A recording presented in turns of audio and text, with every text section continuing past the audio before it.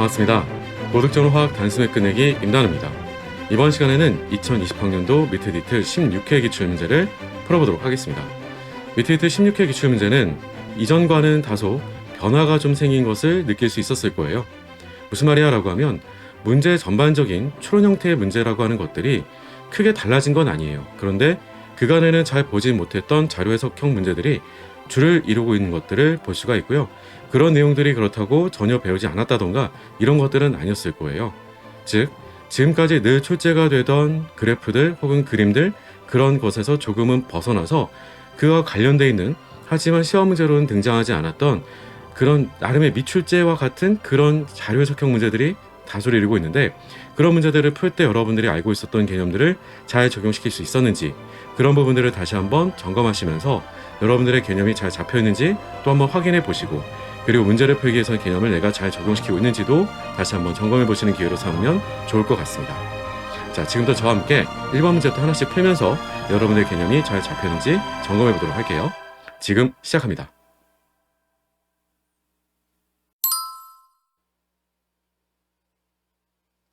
1번 문제 함께 풀어보도록 할게요.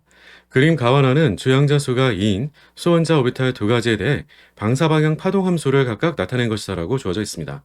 자, 지금까지 우리는 기출문제 출제가 됐던 거의 대부분의 문제들에서는 방사방향 파동함수가 아닌 방사방향 확률 분포함수, 즉 4파이 r제곱 사이제곱이다 라고 하게 되는 보편적인 우리가 확률 밀도함수들이 출제가 됐었죠. 근데 그에 반해서는 이 4파이 r제곱 사이제곱이 아니라 우리한테 어떻게 준 거예요? 이를테면 말 그대로 그냥 사이를 가지고 파도함수를 가지고 문제를 풀어주세요 라고 제시해주고 있는데요. 그렇다라고 해서 우리가 문제를 못 풀 내용들은 전혀 아닌 거죠. 우리는 알고 있었던 대로 사이 제곱이 0이다 라고 하는 지점이 마디다 라고 하는 걸 가지고 우리는 주로 방상 마디들을 봤었던 거잖아요.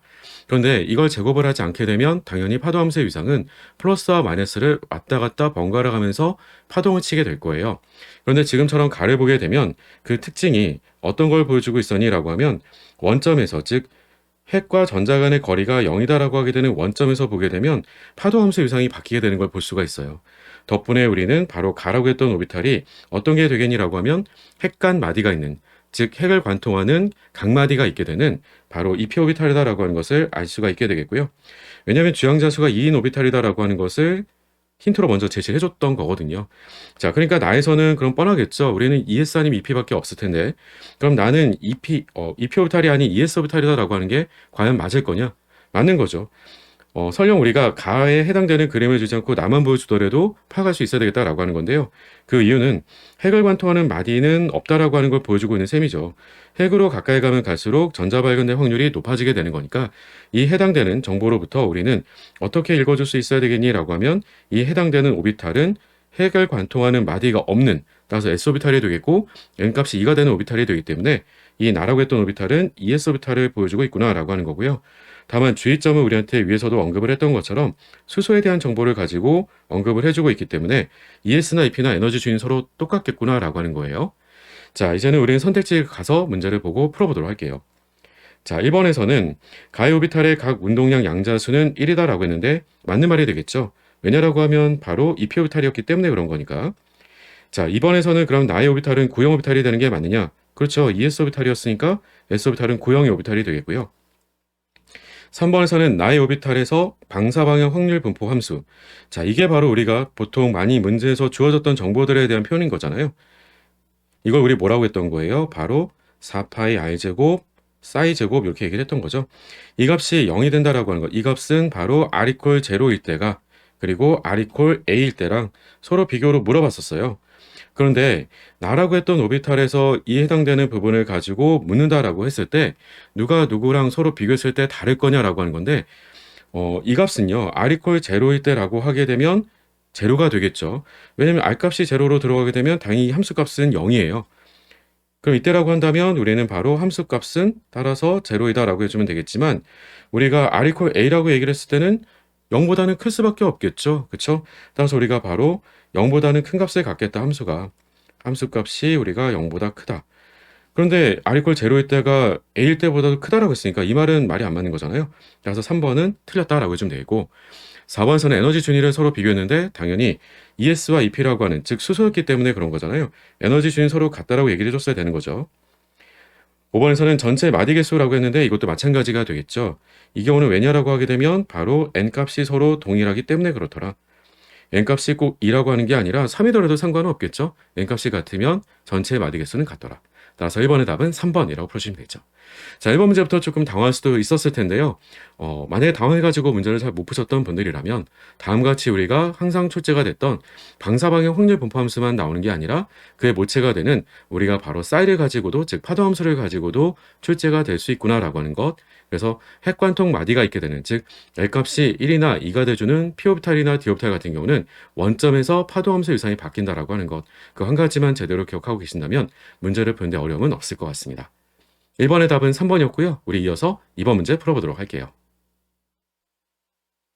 2번 문제 함께 풀어보도록 할게요. 그림은 주기율표 2주기 원소의 일부에 대하여 1차 에너지와 2차 에너지 일부분을 나타낸 것이다라고 제시를 해주고 있는데요. 가장 중요했던 힌트는 다음과 같이 예외에 해당되는 부분을 찾아주는 게 제일 중요하겠죠. 자, 근데 이 예외에 해당되는 부분을 생각할 수 있는 건 두 가지가 있는데 그 중에 한 가지는 중요하게 늘 강조가 되는 바로 베릴륨과 보론이에요. 근데 이 경우에 베릴륨과 보론이라고 얘기할 수 있을까라고 하면 그건 안 되겠지라고 하는 거죠. 왜냐면 N번은 원자에 해당되는 게 그럼 리튬이 되는 건데 리튬에 해당되는 우리가 2차 에너지는 이렇게 작을 수가 없어요. 따라서 우리한테는 현재 주어져 있는 그 예배라고 하는 것들은 다름이 아니라 바로 N 플러스 1번에 해당되는 건 질소, N 플러스 2번은 산소. 그래서 그 앞에 있었던 N번은 탄소로서 우리가 찾아주고 N 플러스 3번은 플로린으로 연결해줘서 문제를 풀어갈 수 있도록 제시해주고 있구나라고 하는 거죠. 자, 이렇게 원소들을 찾고 나면 문제를 푸는 건 어려움이 없었을 것 같아요. 자, 1번부터 하나씩 문제 읽어가면서 풀어보도록 할게요. 자, N번 원자는 2p 오비탈의 전자를 갖지 않는다라고 했는데 이 말은 안 맞죠. 왜냐라고 하면 우리는 탄소였기 때문에 2p 오비탈의 전자가 두 개가 들어있는 거니까 적어도 갖지 않는다라고 했던 이 말은 틀리게 되겠고요.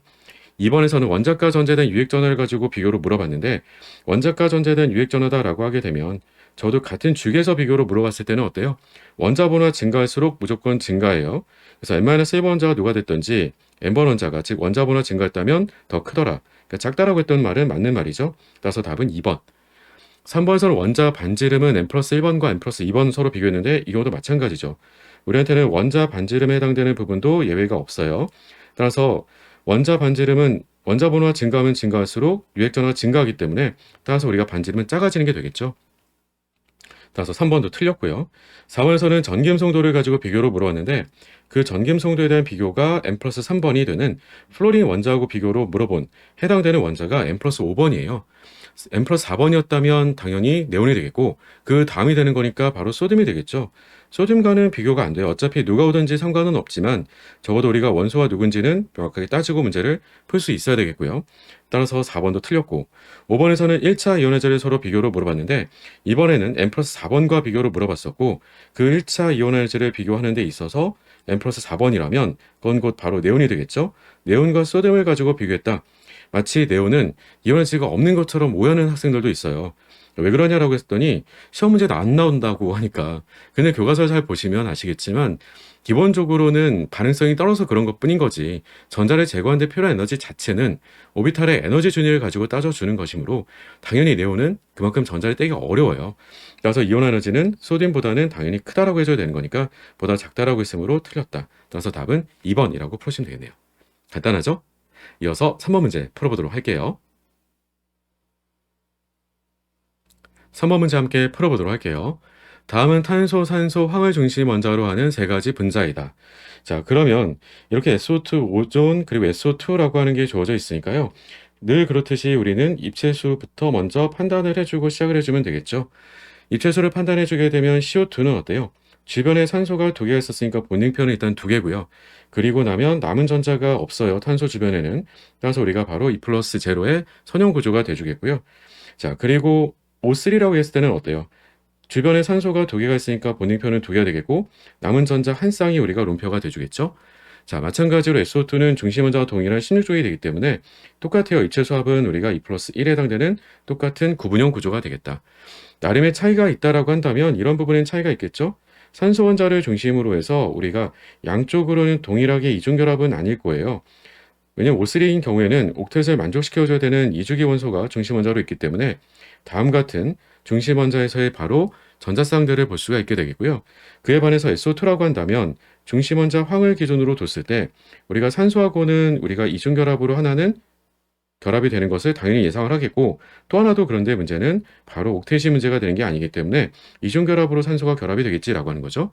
그 이유는 바로 형성하가 0이 돼줄 수 있기 때문에 그런 거잖아요. 3주기 원소라서. 따라서 왼쪽에서처럼 우리가 오존에서는 산소의 중심 원자에는 형성하가 플러스 1이고요. 주변 원자에 마이너스 1이 있겠지만 다른 경우라고 한다면 나머지들에서는 모두 원자가 형성하가 다 제로가 되겠구나라고 하는 거죠. 자, 이에 대한 내용을 가지고 질문 주고 있다라고 하는 거고요. 1번부터 하나씩 보도록 할게요. 자, CO2에서는 중심 원자는 sp2 혼성 오비탈을 간다라고 했는데 말이 안 맞죠? 우리한테는 입체수 합이 2 플러스 제로가 되는 선형이 되기 때문에 1번에서는 바로 양쪽으로만 필요하더라. 따라서 우리는 바로 sp 혼성 오비탈이라고 얘기해주면 되겠고, 만약에 이걸 나머지들에 대해서도 비교를 해보자라고 한다면 나머지들은 전부 다 sp2 혼성이 맞겠죠. 왜냐면 입체수 합이 3이 돼주기 때문에 그렇고요. 따라서 우리한테는 1번은 틀렸다라고 하는 것. 2번에서는 오존은 즉 O3는 직선형인 거니라고 했는데 직선형 분자 구조는 CO2밖에 없는 거죠. 따라서 우리가 바로 2번도 틀렸다. CO2가 직선형 분자 구조. 3번에서는 중심 원자의 형식선화는 CO2와 오존에서 서로 같다라고 했는데 그럴 수가 없었던 거잖아요. 앞서서 분명히 확인을 하고 넘어왔지만 바로 3번에서는 중심 원자의 형식선화가 플러스 1이 되는 건 오존에서예요. 따라서 같은 게 아니라 오존에서가 더 크다라고 얘기를 해줄 수 있겠고요. 결합각을 비교해줬을 때 CO2에서 하고 그리고 SO2에서 하고 서로 비교로 물어봤는데 서로 같다라고 했으니까 이것도 말이 안 맞죠? 같을 수가 없어요. 우리가 입체수 합이 크면 클수록 어떻더라? 그럴수록 결합각은 작아진다라고 했던 거니까 결합각은 CO2에서가 더 크더라. 그럼 맞으면 5번 비공유 전자쌍의 개수를 가지고 물어봤는데 그렇죠. 오존이라던가 SO2는 일단 중심 원자에 들어있는 롬페어 수는 여기다 똑같이 한 쌍씩 가지고 있는 거니까 따라서 5번이 맞더라. 따라서 답은 5번이라고 풀어주면 되겠죠. 분자 구조에 관련된 문제들은 사실 구조를 그릴 이유들은 별로 없지만 혹시나 싶어서 여러분들한테 다시 한번 분자 구조 그리고 확인해 본 거니까 점검 정도로만 삼으시면 될 것 같아요. 3번의 답은 5번이었고요. 우린 이어서 4번 문제 풀어보도록 할게요. 4번 문제 함께 풀어보도록 할게요. 그림은 질소와 산소의 원자 합탈로부터 만들어진 일산화질소의 분자합탈 에너지 준위 일부분을 나타낸 것이다 라고 주어져 있고요. 늘 그렇지만 분자합탈 관련된 문제들은 에너지 준위 도표는 크게 의미가 없어요. 우리는 주어져 있는 화학 종들에 대한 비교만 고민해주면 되겠다라고 하는 거고요. 바닥 상태의 질소 원자 그리고 일산화질소 그리고 일산화질소 음연에 해당되는 걸 가지고 질문을 주겠다라고 하고 있네요. 선택지 기억범부터 하나씩 바로 보도록 할게요. 1차 이온화 에너지는 일산화질소가 바로 질소보다도 작다라고 주어져 있는데요. 항상 그렇지만 이온화 에너지 비교에 해당되는 부분들은 이온화제를 직접적으로 바로 비교하기보다는 전자를 제거하게 되는 오비탈의 에너지 준위가 늘 중요하다라고 했던 거죠. 오비탈의 에너지 준위를 비교해보자라고 한다면 NO는 어디서 전자를 제거하기니라고 하는 게 원자과 전자 수합이 11개예요. 그렇다 보니까 바로 파이피 스타에서 전자를 제거를 하게 되겠죠. 그러면 이때 해당되는 에너지 준위와 질소 원자라고 하면 전자를 제거하게 되는 에너지 준위가 2p 오비탈이에요. 그럼 어쨌든 에너지 준위는 어느 쪽이 더 높겠니라고 하면 반값성 오비탈의 에너지 준위가 더 높은 거죠. 따라서 우리한테 질문 줬었던 이온화 에너지에 대한 부분은 따라서 누가 더 크니라고 하면 질소 원자에서가 더 크겠지라고 하는 거죠. 그래서 질소보다는 작다라고 했으므로 이 말은 맞는 말. 니은버서는 결합 차수를 비교로 물어봤었는데요. 결합 차수 비교는 원자과 전자수 합을 바탕으로 따져둬도 좋겠고 이미 우리는 NO라고 하는 걸 가지고 보면서 전자 배치를 따져보게 되면 원자과 전자수 합이 11개이기 때문에 파이피사에 전자 하나가 있겠고요. 그리고 NO-라고 하게 되면 그 말은 바로 반결성 오비탈의 전자수가 하나가 더 늘게 되겠죠. 따라서 덕분에 우리가 결합 차수를 따져보자라고 하게 되면 앞쪽에서는 하나만 반결성 오비탈이 들어있으니까 2.5차. 그리고 하나 더 늘었으니까 바로 우리가 2차가 돼주겠죠. 따라서 우리는 결합 차수는 어느 쪽이 바로 NO가 NO-보다는 크다라고 해줘야 되는 건데 보다 작다라고 했으므로 틀리게 되겠죠. 마지막 디귿번 그럼 홀전자 개수까지 비교가 가능하겠냐라고 한 건데 가능하죠. 홀전자 개수는 1개였었고 NO-는 2개였던 거잖아요. 바로 O2의 전자 배치랑 같은 거니까. 따라서 우리가 다음과 같이 일산화질소는 NO-보다 작다라고 했으므로 디귿번은 맞는 말이 돼주겠죠. 따라서 맞는 것은 기억번, 디귿번. 따라서 답은 5번 이렇게 풀어주시면 되겠죠. 워낙 간단하게 풀 수 있는 게 분자합탈이니까 문제 푸는 요령만 다시 한번 점검해 두시면 더 좋을 것 같습니다. 4번의 답은 5번이었고요. 우린 이어서 5번 문제 풀어보도록 할게요. 5번 문제 함께 풀어보도록 할게요. 그림은 300켈빈에서 같은 물수의 기체 X와 Y의 밀도를 압력에 따라 각각 나타낸 것이다 라고 제시를 해주고 있습니다. 자, 잘 알고 있는 대로 이상기체에서 우리가 밀도라고 하는 부분은 다음 같이 공식을 좀 암기는 하고 있어야 되겠죠. 기본적으로 밀도는 부피분의 질량은 맞는데 그 부피분의 질량에 대해서 또 한 가지 이상기체에서는 RT분의 바로 압력 곱하기 몰 질량으로도 우리가 구할 수 있는 거지라고 하는 거고요. 다음 같이 우리한테는 같은 온도 조건을 가지고 줬으니까 R값도 우리가 동일한 조건이 되겠고 단 상수라서 온도 T도 상수로서 동일하다고 볼 수가 있는 거잖아요. 그러면 오로지 무엇에 따라서만 X하고 Y는 차이가 나겠니? 라고 하는 건데 바로 압력과 몰 질량에 따라서 차이가 나겠다라고 하는 거예요. 그런데 만약에 예를 들어서 동일한 압력 1기압 기준에서 보자라고 하게 되면 그러면 A점과 C점에서 보게 되면 기체 X하고 Y는 밀도가 서로 2배 차이가 난다는 거죠. 그러면 서로 동일한 압력 조건이다라고 한다면 그러면 변수가 돼줄 수 있는 건 바로 몰 질량이 되겠고요.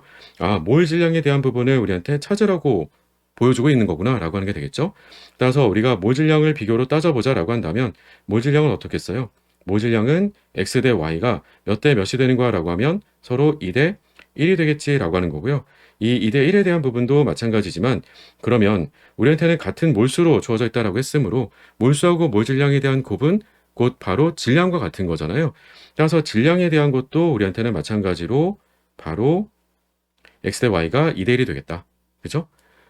온도하고 몰수가 일단 고정이었기 때문에 두 가지를 빼고 나면 압력과 부피는 서로 반비례해요.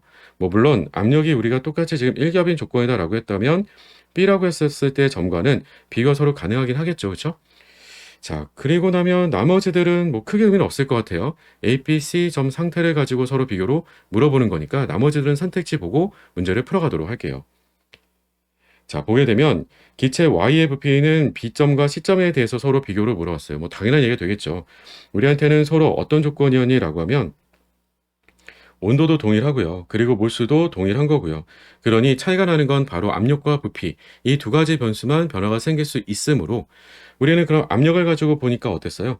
압력이 우리가 바로 B점에서는 우리가 2기압, C점에서는 1기압이었어요. 그러니까 바로 부피라고 따져줬다라고 한다면 부피는 뭐가 되겠어요? B에서가 우리가 1이 되겠고요. C에서는 2가 돼야 되겠지라고 하는 거죠. C에서의 2배다라고 했으니까 이 말은 반대로 2분의 1배다라고 얘기해 줬어야 되겠죠. 따라서 1번은 틀렸어 라고 해줘야 되겠고요. 2번에서는 분자량에 대한 걸 가지고 질문 줬는데 분자량은 이미 위에서 우리가 찾아놨던 정보가 되겠네요. 2번에 해당되는 부분은 X가 Y의 2배가 되더라. X가 Y의 2배, 2번은 맞는 말. 3번에서는 압력과 부피의 곱은 하고 질문 주고 있었는데요. 압력과 부피의 곱은 곧 몰수하고 온도의 곱과 비례가 되는 건데 A, B, C점 모두가 다 동일한 거죠. 그러니까 A에서가 C에서보다 크다가 아니고요. 이 경우라면 우리가 A, B, C 모두가 다 서로 동일하다라고 말해줄 수 있어야 되겠다라고 하는 거고요. 자, 4번에서는 그러면 단위 부피당 기체 분자수라고 했었는데요. 부피분의 몰수를 가지고 비교로 물어본 거잖아요. 그럼 A점하고 B점에서 서로 비교로 물어봤던 거였어요. 그런데 잘 알고 있겠지만 그림을 통해서도 보면 알겠지만 우리는 A점에서는 압력이 1기압이었던 거고요. 그리고 B점에서는 압력이 2기압이었어요. 그러면 차이가 날 부분은 다른 게 차이가 나는 게 아니고요. 바로 부피에서 차이가 나는 거잖아요. 부피가 그러면 우리가 바로 몇 대면 A점과 B점이 2 대 1인 거잖아요. 그렇죠? 따라서 부피분의 몰수라고 했는데 우리는 몰수는 동일한 거고요. 따라서 결국은 압력과 비례가 될 부분을 가지고 표현을 써준 거구나라고 하는 거예요. 자, 그러면 우리는 A에서가 B에서의 2배다라고 하는 것, 그 말은 틀린 말이 되겠죠. 2배가 아니라 우리는 2분의 1배다라고 얘기를 해줘야 되겠고요. 실은 이 부분은 여러분들이 어떻게 보셔도 괜찮냐라고 하면 이렇게 보셔도 돼요. 사실 온도만 우리가 서로 동일하다고 주어지기만 해도요. 바로 부피분의 몰수라고 하는 일종의 농도에 대한 표현은 기체상의 농도하고 압력이거든요. 그러니까 압력 비교랑 똑같다라고 보셔도 되는 거예요. 따라서 우리가 바로 4번도 틀렸다. 5번에서는 일정한 압력에서 기체 X의 온도를 600Kelvin으로 높여주게 된다면 밀도는 2배가 되겠니라고 했는데 밀도하고 온도는 서로 반비례잖아요. 그렇죠? 따라서 반비례가 되기 때문에 밀도는 2배가 아니라 2분의 1배로 바꿔줘야 되겠지라고 하는 거죠. 따라서 답은 2번이 맞구나라고 하는 거죠. 뭐 문제에서 맞고 틀리고를 비교로 따져준 것 자체는 굉장히 단순한데요. 만약에 이렇게 바로바로 비교가 좀 잘 안 되시는 분들이라면 A, B, C 상태에 대한 것들의 압력, 부피, 몰수, 온도 이 네 가지 상태 변수들을 쭉 비율 관계로 정리해서 쓴 다음에 문제를 푸시길 당부드려요. 그렇게 써봐도요. 한 1분 정도 시간 더 걸리는 거지 시간 많이 걸리진 않을 거거든요. 따라서 만약에 지금처럼 빠르게 안 풀리시는 분들이라면 상태 변수들을 좀 정리로 비율 관계로 꼭 써보시고 문제를 풀어보실 당부드립니다. 자, 5번의 답은 2번이었고요. 우리는 6번 문제로 이어서 문제 풀어보도록 할게요. 6번 문제 함께 풀어보도록 할게요. 온도 T에서 그림 가는 순수한 물과 염산 수액이 반토막의 경계로 분리된 초기 비평 상태를 나와다는 왼쪽 액체에 가해진 압력이 각각 1기압과 1.2기압인 조건에 대해서 양쪽 액체 높이가 같게 유지가 되도록 오른쪽 액체에 각각 2기압과 P기압의 압력이 가해진 평형 상태를 나타낸 것이다 라고 말로 제시를 해주고 있습니다. 꽤 중요한 표현들이 등장을 하게 되는데요. 제가 그냥 문장을 쭉 읽어드렸던 이유 가운데는 세 가지가 있어요. 그 첫 번째는 왼쪽과 오른쪽 어느 쪽에 물과 염산이 들어있는지 설명이 없었다는 데 있어요. 그걸 찾으라고 얘기해주고 있는 거죠. 두 번째는 그걸 찾을 수 있는 정보로서 어떻게 보여주고 있었니? 라고 하는 건데요. 다음과 같이 우리가 높이차가 나타나지 않도록 왼쪽에 있는 그림은 초기 상태니까 높이차가 없었지만 가운데선 나와 다는 각각 바로 평형 상태, 그 삼투 평형이다라고 하는 걸 나타내주고 있는 거잖아요. 그 평형 상태에 도달했을 때 높이차가 나타나지 않는다라고 하는 것은 다름이 아니라 삼투 현상을 막는데 필요한 외부 압력만큼 눌러줘서 삼투압을 읽어낼 수 있도록 제시해주고 있구나라고 하는 거죠. 그렇죠? 그러니 더 추가적인 압력이 가해진 쪽이 우리가 어느 쪽이 되겠어요? 용매가 더 이동이 돼서 높이가 올라가게 되는 용액 쪽이 돼주겠고, 그 말은 즉 다시 얘기해서 우리한테는 이 가운데 있는 그림으로부터 바로 오른쪽이 용액이 되겠고요. 따라서 바로 오른쪽이 HCl 수용액이 돼주겠고, 그리고 왼쪽은 순수한 물이 들어있는 것을 보여주고 있구나라고 하는 거죠. 그래서 농도 차에 의해서 용매가 알짜 이동을 통해서 평형 상태에 도달하게 되면 사실은 높이차가 생길 텐데, 그런 삼투 현상이 일어나지 않도록 외부에서 우리가 더 높은 압력으로 눌러주게 되면, 그래서 높이차가 동일하도록 눌러주게 되면 그 눌러준 압력이 얼마가 되겠어요? 그 추가적으로 생겨나게 되는 외부 압력은 다름이 아니라 바로 2기압에서 1기압 양쪽의 압력 차이만큼 얘기해주면 그만이겠죠. 그 압력이 바로 뭐가 되는 거니? 라고 하면 그게 곧 바로 삼투압이야 라고 했던 거죠. 따라서 삼투압은 우리가 잘 알고 있는 대로 몰농도차 곱하기 RT만큼 발생하게 되는 거지 라고 하는 거고요. 만약 계산으로 연결할 것 같으면 값들을 제시를 해줬을 거다 라고 하는 거예요. 자, 이 1기압에 해당되는 값에 대해서 우리는 몰농도차 곱하기 RT인데 밑에 보니까 RT 값을 25라고도 제시를 해주고 있어요. 자, 그러면 이 몰농도차에 해당되는 부분은 쉽게 답을 해줄 수가 있게 되겠죠. 따라서 우리가 바로 몰농도차는 얼마나 되겠니? 라고 하면 그 값은 25분의 1이라고 얘기해주면 되겠죠. 자, 이렇게 답을 해줄 수 있는 게 하나가 나오게 되겠고요. 그리고 오른쪽에 선 다그림을 보게 되면 외부 압력이 1.2기압으로 눌러주고 있는 조건에 대해서 P기압으로 외부에서 눌러줬을 때 라고 얘기해 준 거예요. 하지만 이건 이미 왼쪽에서 지금 보여줬던 바대로 힌트가 주어졌을 거예요. 양쪽에서의 우리가 바로 결국은 압력차가 생겨나는 삼투압은 1기압이 되기 때문에 덕분에 바로 외부 압력 이 P기압에 해당되는 것을 우린 찾아줄 수 있겠지라고 하는 거죠.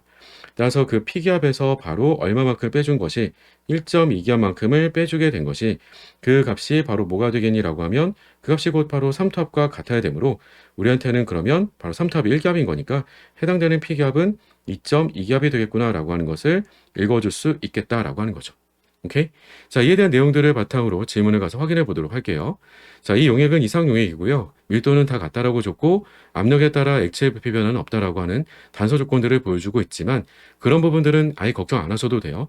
뭐 조건이 누락이 되는 걸 이용해 가지고 문제가 출제가 되는 일들은 아예 없다라고 보셔도 좋겠습니다.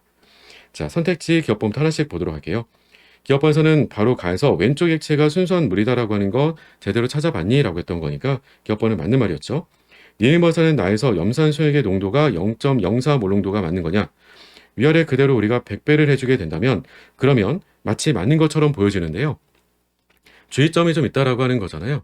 이 표는 우리한테 바로 어떤 표현이 되는 거니라고 하면 토탈의 몰농도를 뜻하는 거예요.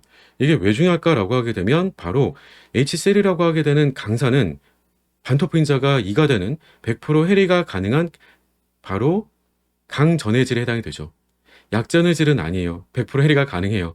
자, 그러다 보니까 여기엔 어디에도 그런 말은 따로 없긴 했지만 반토프인자까지 고려해 주게 되면 그럼 실제로 우리한테는 몰농도가 얼마라고 얘기해 줘야 되겠니? 라고 하는 건데요. HCl에 해당되는 몰농도 곱하기 반토프인자만큼이 바로 25분의 1 몰농도가 되주므로 따라서 덕분에 우리는 HCl에 해당되는 몰농도는 얼마라고 해줘야겠다? 바로 2로 나눠주겐 50분의 1 몰농도가 되는 거니까 0.02 몰농도라고 말을 해줘야 되겠구나 라고 하는 거죠. 이 부분은 좀 함정이 될 수 있었을 것 같아요. 따라서 니은번은 틀렸다.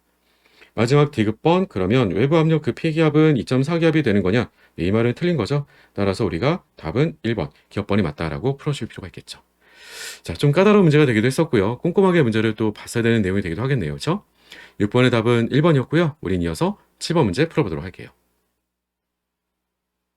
7번 문제 함께 풀어보도록 할게요. 그림과는 입방점의 쌓임 구조를 갖는 금속 M의 단위세포를, 그래서 입방점의 쌓임 구조라고 했던 말의 의미를 그림으로부터도 쉽게 파악할 수 있겠지라고 하는 거죠. 입방점의 쌓임 구조가 뭐예요? 바로 큐빅 클로시스 패킹, CCP라고 흔히 우리가 얘기를 하게 되는, 흔히 이걸 우리가 바로 보통 입방 구조로 얘기를 해주게 되면 바로 면시입방 구조다라고 얘기를 하게 되는 거잖아요. 따라서 우리는 면시입방인 거구나라고 하는 걸 그림에서 그대로 연결해서도 봐줄 수가 있게 되겠고요. 그런 면시입방에 대해서 오른쪽에서는 그러면 만약에 그 금속이 이가 양이온으로서 면시입방 구조로 배열된 금속 산화물의 단위세포를 나타낸 것이다라고 제시해서 보여주고 있습니다. 이미 화학식에서도 드러나는 것이지만 이 금속 산화물에 대한 것은 금속과 산소 음이온이 1대1로 결합하고 있는 걸 보여주고 있고요. 그럼 단위세포당 입자수라고 하는 것을 바탕으로 생각해 보게 되면, 그러면 단위세포당 입자수는 잘 알고 있는 대로 메탈은 4개예요. 근데 화학식에서 우리가 결합을 하고 있는 게 1대1인 거니까 산소도 그런 마찬가지로 똑같이 단위세포당 4개가 들어있어야 되겠죠? 자, 문제는 이 산소는 그러면 음이온인데 어떤 자리를 차지하고 있었겠니? 라고 하는 건데요. 그 4개만큼 차지하고 있다라고 하는 것은 다름이 아니라, 따라서 팔면체 틈새 자리에 있겠구나 라고 하는 거죠. 팔면체 구멍 자리에 들어있겠다. 자, 그럼 이 정도까지 찾아줬다면 나머지들은 뭐 더 물어보더라도 배위수 정도를 더 같이 물어보는 것 외에는 없겠지라고 하는 거예요. 자, 기업번부터 하나씩 확인하면서 문제를 더 풀어보도록 할게요. 기업번에서는 가에서 전체 부피 중에서 원자가 차지하는 부피의 비율, 즉 바로 체음 분율을 비교로 물어보고 있었던 건데, 이건 암기를 해두고 있으면 더 좋겠고요. 암기가 어렵다라고 한다면 문제를 풀 때 다음 같이 계산으로 좀 복잡한 과정들을 풀어갈 필요는 있겠지라고 하는 거예요. 결국 우리가 공간 비율, 우리가 공간 체험 비율이다라고 하게 되는 것은 다음 같이 계산하는 거죠. 단위 세포의 부피당 우리가 바로 해당되는 구성 입자의 부피를 가지고 비율로서 계산해 주게 되는 건데, 그 부피에 대한 계산이다라고 하는 것은 구체로서 우리가 존재를 하게 되는 거니까 3분의 4 파이 r 세제곱이라고 하는 거죠. 파이 r 세제곱으로 우리가 구성 입자의 하나에 해당되는 부피를 계산할 수가 있겠고요. 면시입방으로 들어있었기 때문에 들어있는 입자의 개수는 4배로 계산해주면 되겠고, 그러면 단위세포 하나의 부피라고 하게 되면 A세제곱으로 쓸 수가 있을 텐데요. 우리는 면시입방이 되다 보니까 4R은 우리가 바로 루트 2 A랑 같겠고요. 그럼 A라고 하게 되면 루트 2로 나눠져서 2 루트 2 R과 같아요. 그럼 따라서 분모에 들어가게 될 값은 2 루트 2에 해당되는 우리가 바로 R 값으로 바꿔가지고 쓰게 되면 세제곱으로 계산하는 게 그렇게 어렵지는 않을 것 같아요. 이 값을 계산해 주게 되면 그 계산된 결과가 바로 6분의 루트 2 파이가 나온다라고 하는 게 되겠죠. 계산 자체는 꽤 간단했어요. 왜냐하면 어려운 계산은 아니었거든요. 자, 보게 되면 2의 세제곱은 8이었었고요. 8하고 그대로 일단은 먼저 지운다라고 생각하면 좀 편할 거예요. 그러면 8하고 먼저 지워지게 되면 2가 남게 되겠고요. 그리고 2 루트 2였으니까 루트 2의 세제곱이다라고 했던 부분, 그럼 2도 한 번 더 지워질 수 있겠지라고 하는 거죠. 자, 그러면 우리는 말 그대로 분모에는 루트 2 곱하기 r 세제곱만 남을 거예요.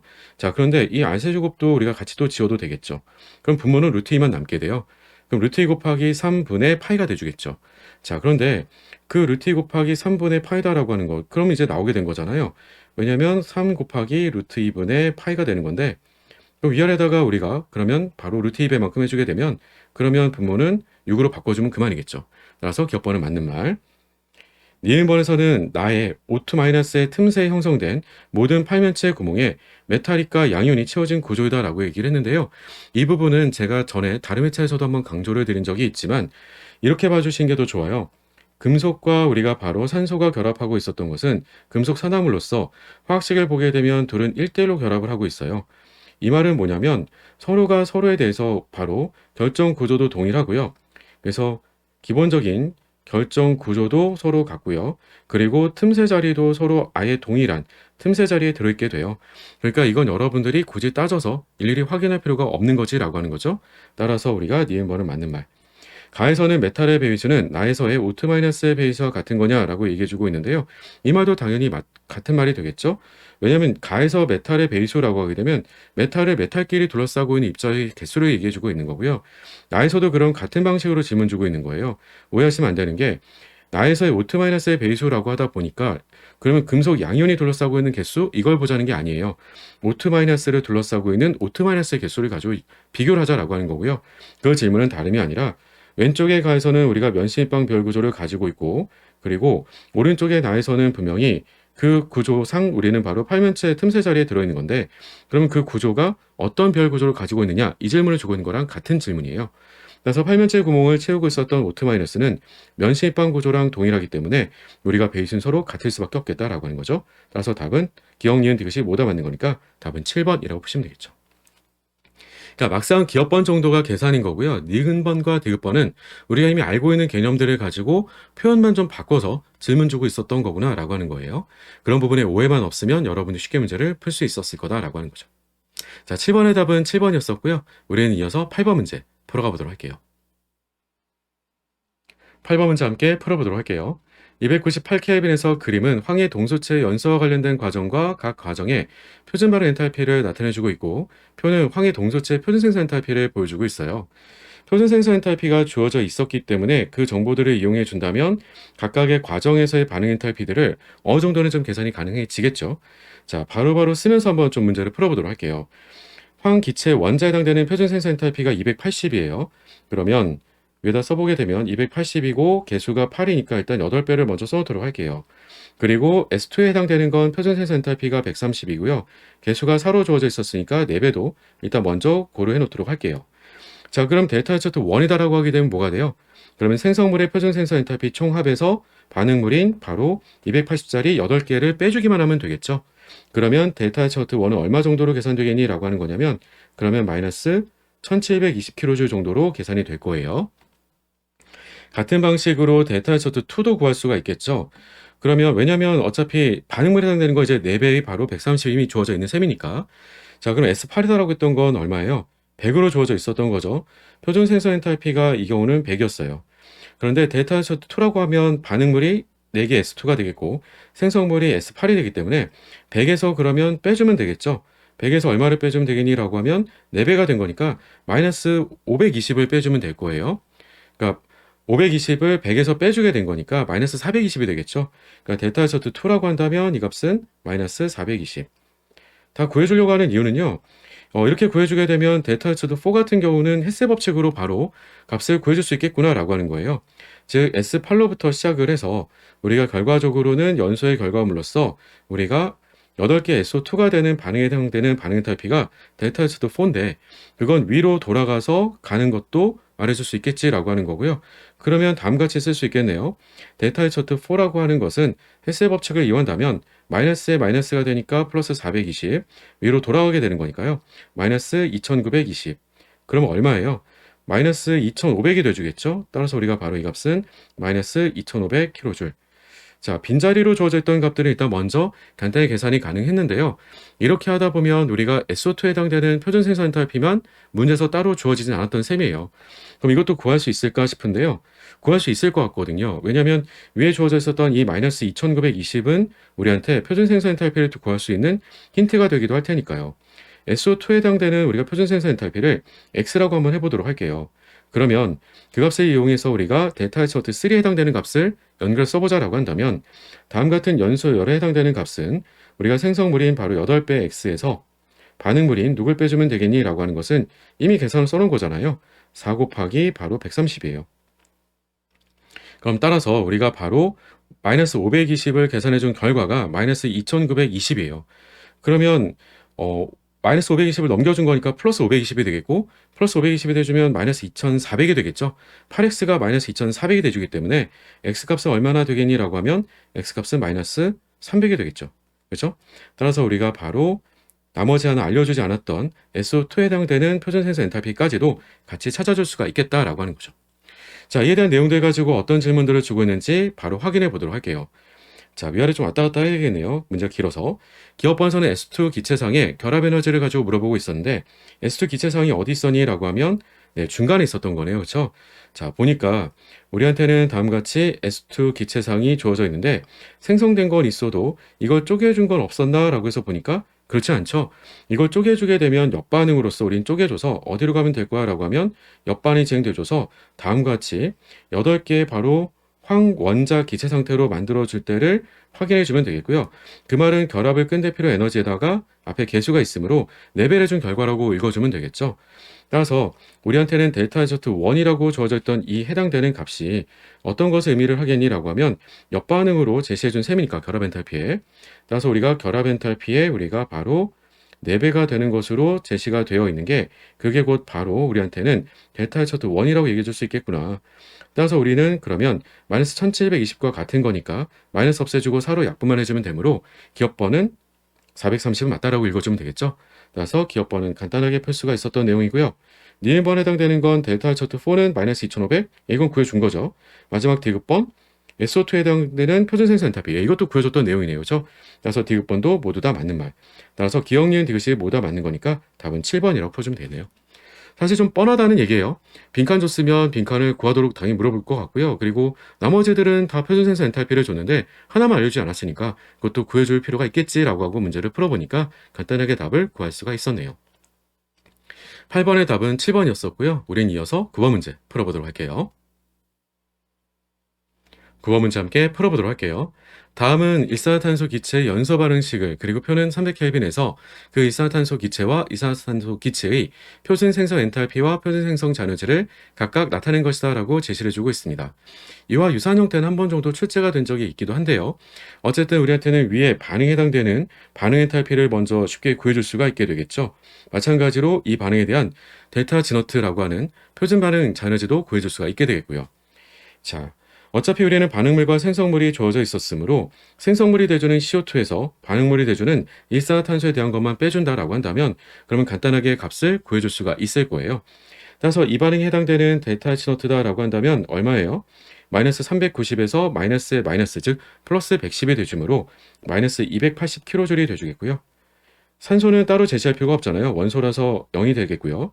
마찬가지로 델타 G노트를 따져볼 수가 있는데 델타 G노트는 얼마로 계산되겠니라고 하면 같은 방식이죠. 마이너스 390에서 마이너스 140을 빼주게 되는 거니까 따라서 덕분에 바로 마이너스 250이 돼주겠죠.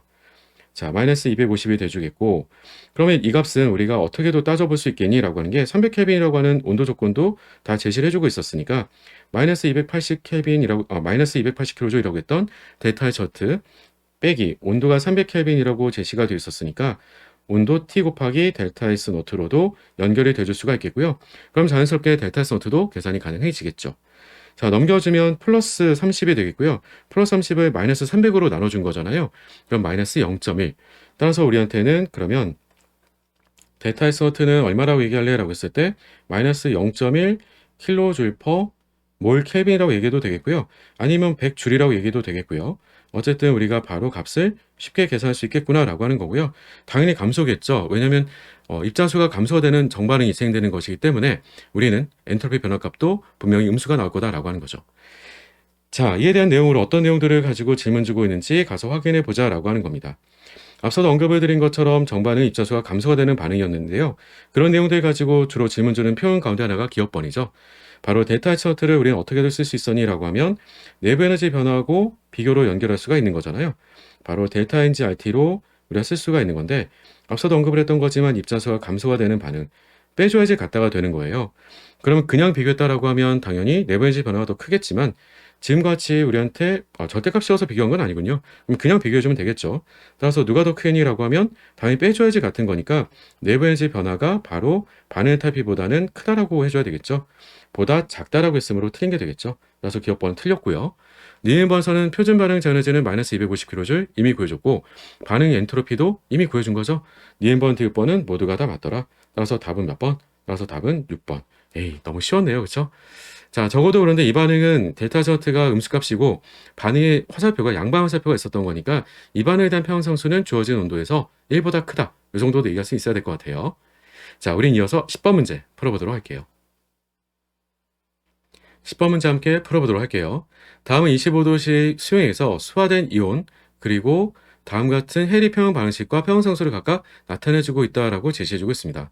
하나는 2가짜리 양이온이고 다른 하나는 3가짜리 양이온에 해당되는 이 착화물이 수행상에서 다음과 같이 산해리가 일어나게 되는 반응식에 대한 평형상수를 제시로 보여주고 있어요. 자, 위에 있는 건 우리가 플러스 이까짜리는 바로 10의 마이너스 9.5제곱으로 제시를 해주고 있고, 밑에는 A라고 제시를 해주고 있는 거죠. 자, 이에 대한 것들을 가지고 비교로 물어보고 있었던 거예요. 자, 기업번부터 하나씩 일단은 먼저 풀어보도록 할게요. 기업번에서는 철의 물이 6개 이가 양이온에서의 해리 반응에서 철의 산화수는 감소가 되는 거냐라고 했는데, 산화수가 감소가 될 이유가 전혀 없잖아요. 왜냐라고 하면 이 반응은 기본적으로 바로 무슨 반응인 거니라고 하면 산해리 반응인 거잖아요. 산해리 반응인 거지 산화하는 반응이 아니에요. 산해리 반응이다라고 하는 건 산염기 반응을 뜻하는 거니까 산화수가 증가될 이유도 없고 감소가 될 이유도 없고 그대로 같다라고 얘기해 주면 되겠죠. 산소 계산이 필요한 건 아니에요. 그래서 기업번은 틀렸고, 니은번에서는 몰농도에 대한 비가 다음과 같이 생성물 분해 반응물에 해당되는 농도의 비가 100이라고 하는 수행에서의 pH는 그러면 7.5가 되는 게 맞느냐라고 질문 주고 있는데요. 거꾸로 확인만 해주시면 되겠죠. 왜냐하면 우리한테는 평형상수 값에 대한 의미가 바로 산해리 상수를 뜻하기 때문에 pK 값이 9.5잖아요. 플러스 우리가 바로 로그 약산분의 그 짜감기, 그냥 HAA- 써보도록 할게요. HAA-. 그러면 pH하고 pK 값하고는 이만큼 차이가 나는 거니까 어떨까요? 이 둘에 대한 농도의 비, 즉 약산분의 그 짜감기에 해당되는 농도의 비라고 한다면 로그 값의 계산 결과 마이너스 2가 나와야 되기 때문에 로강 안에는 바로 100분의 1이 나와야 되겠죠? 따라서 100분의 1. 근데 이 질문은 어떻게 준 거예요? 뒤집어서 질문 준 거죠.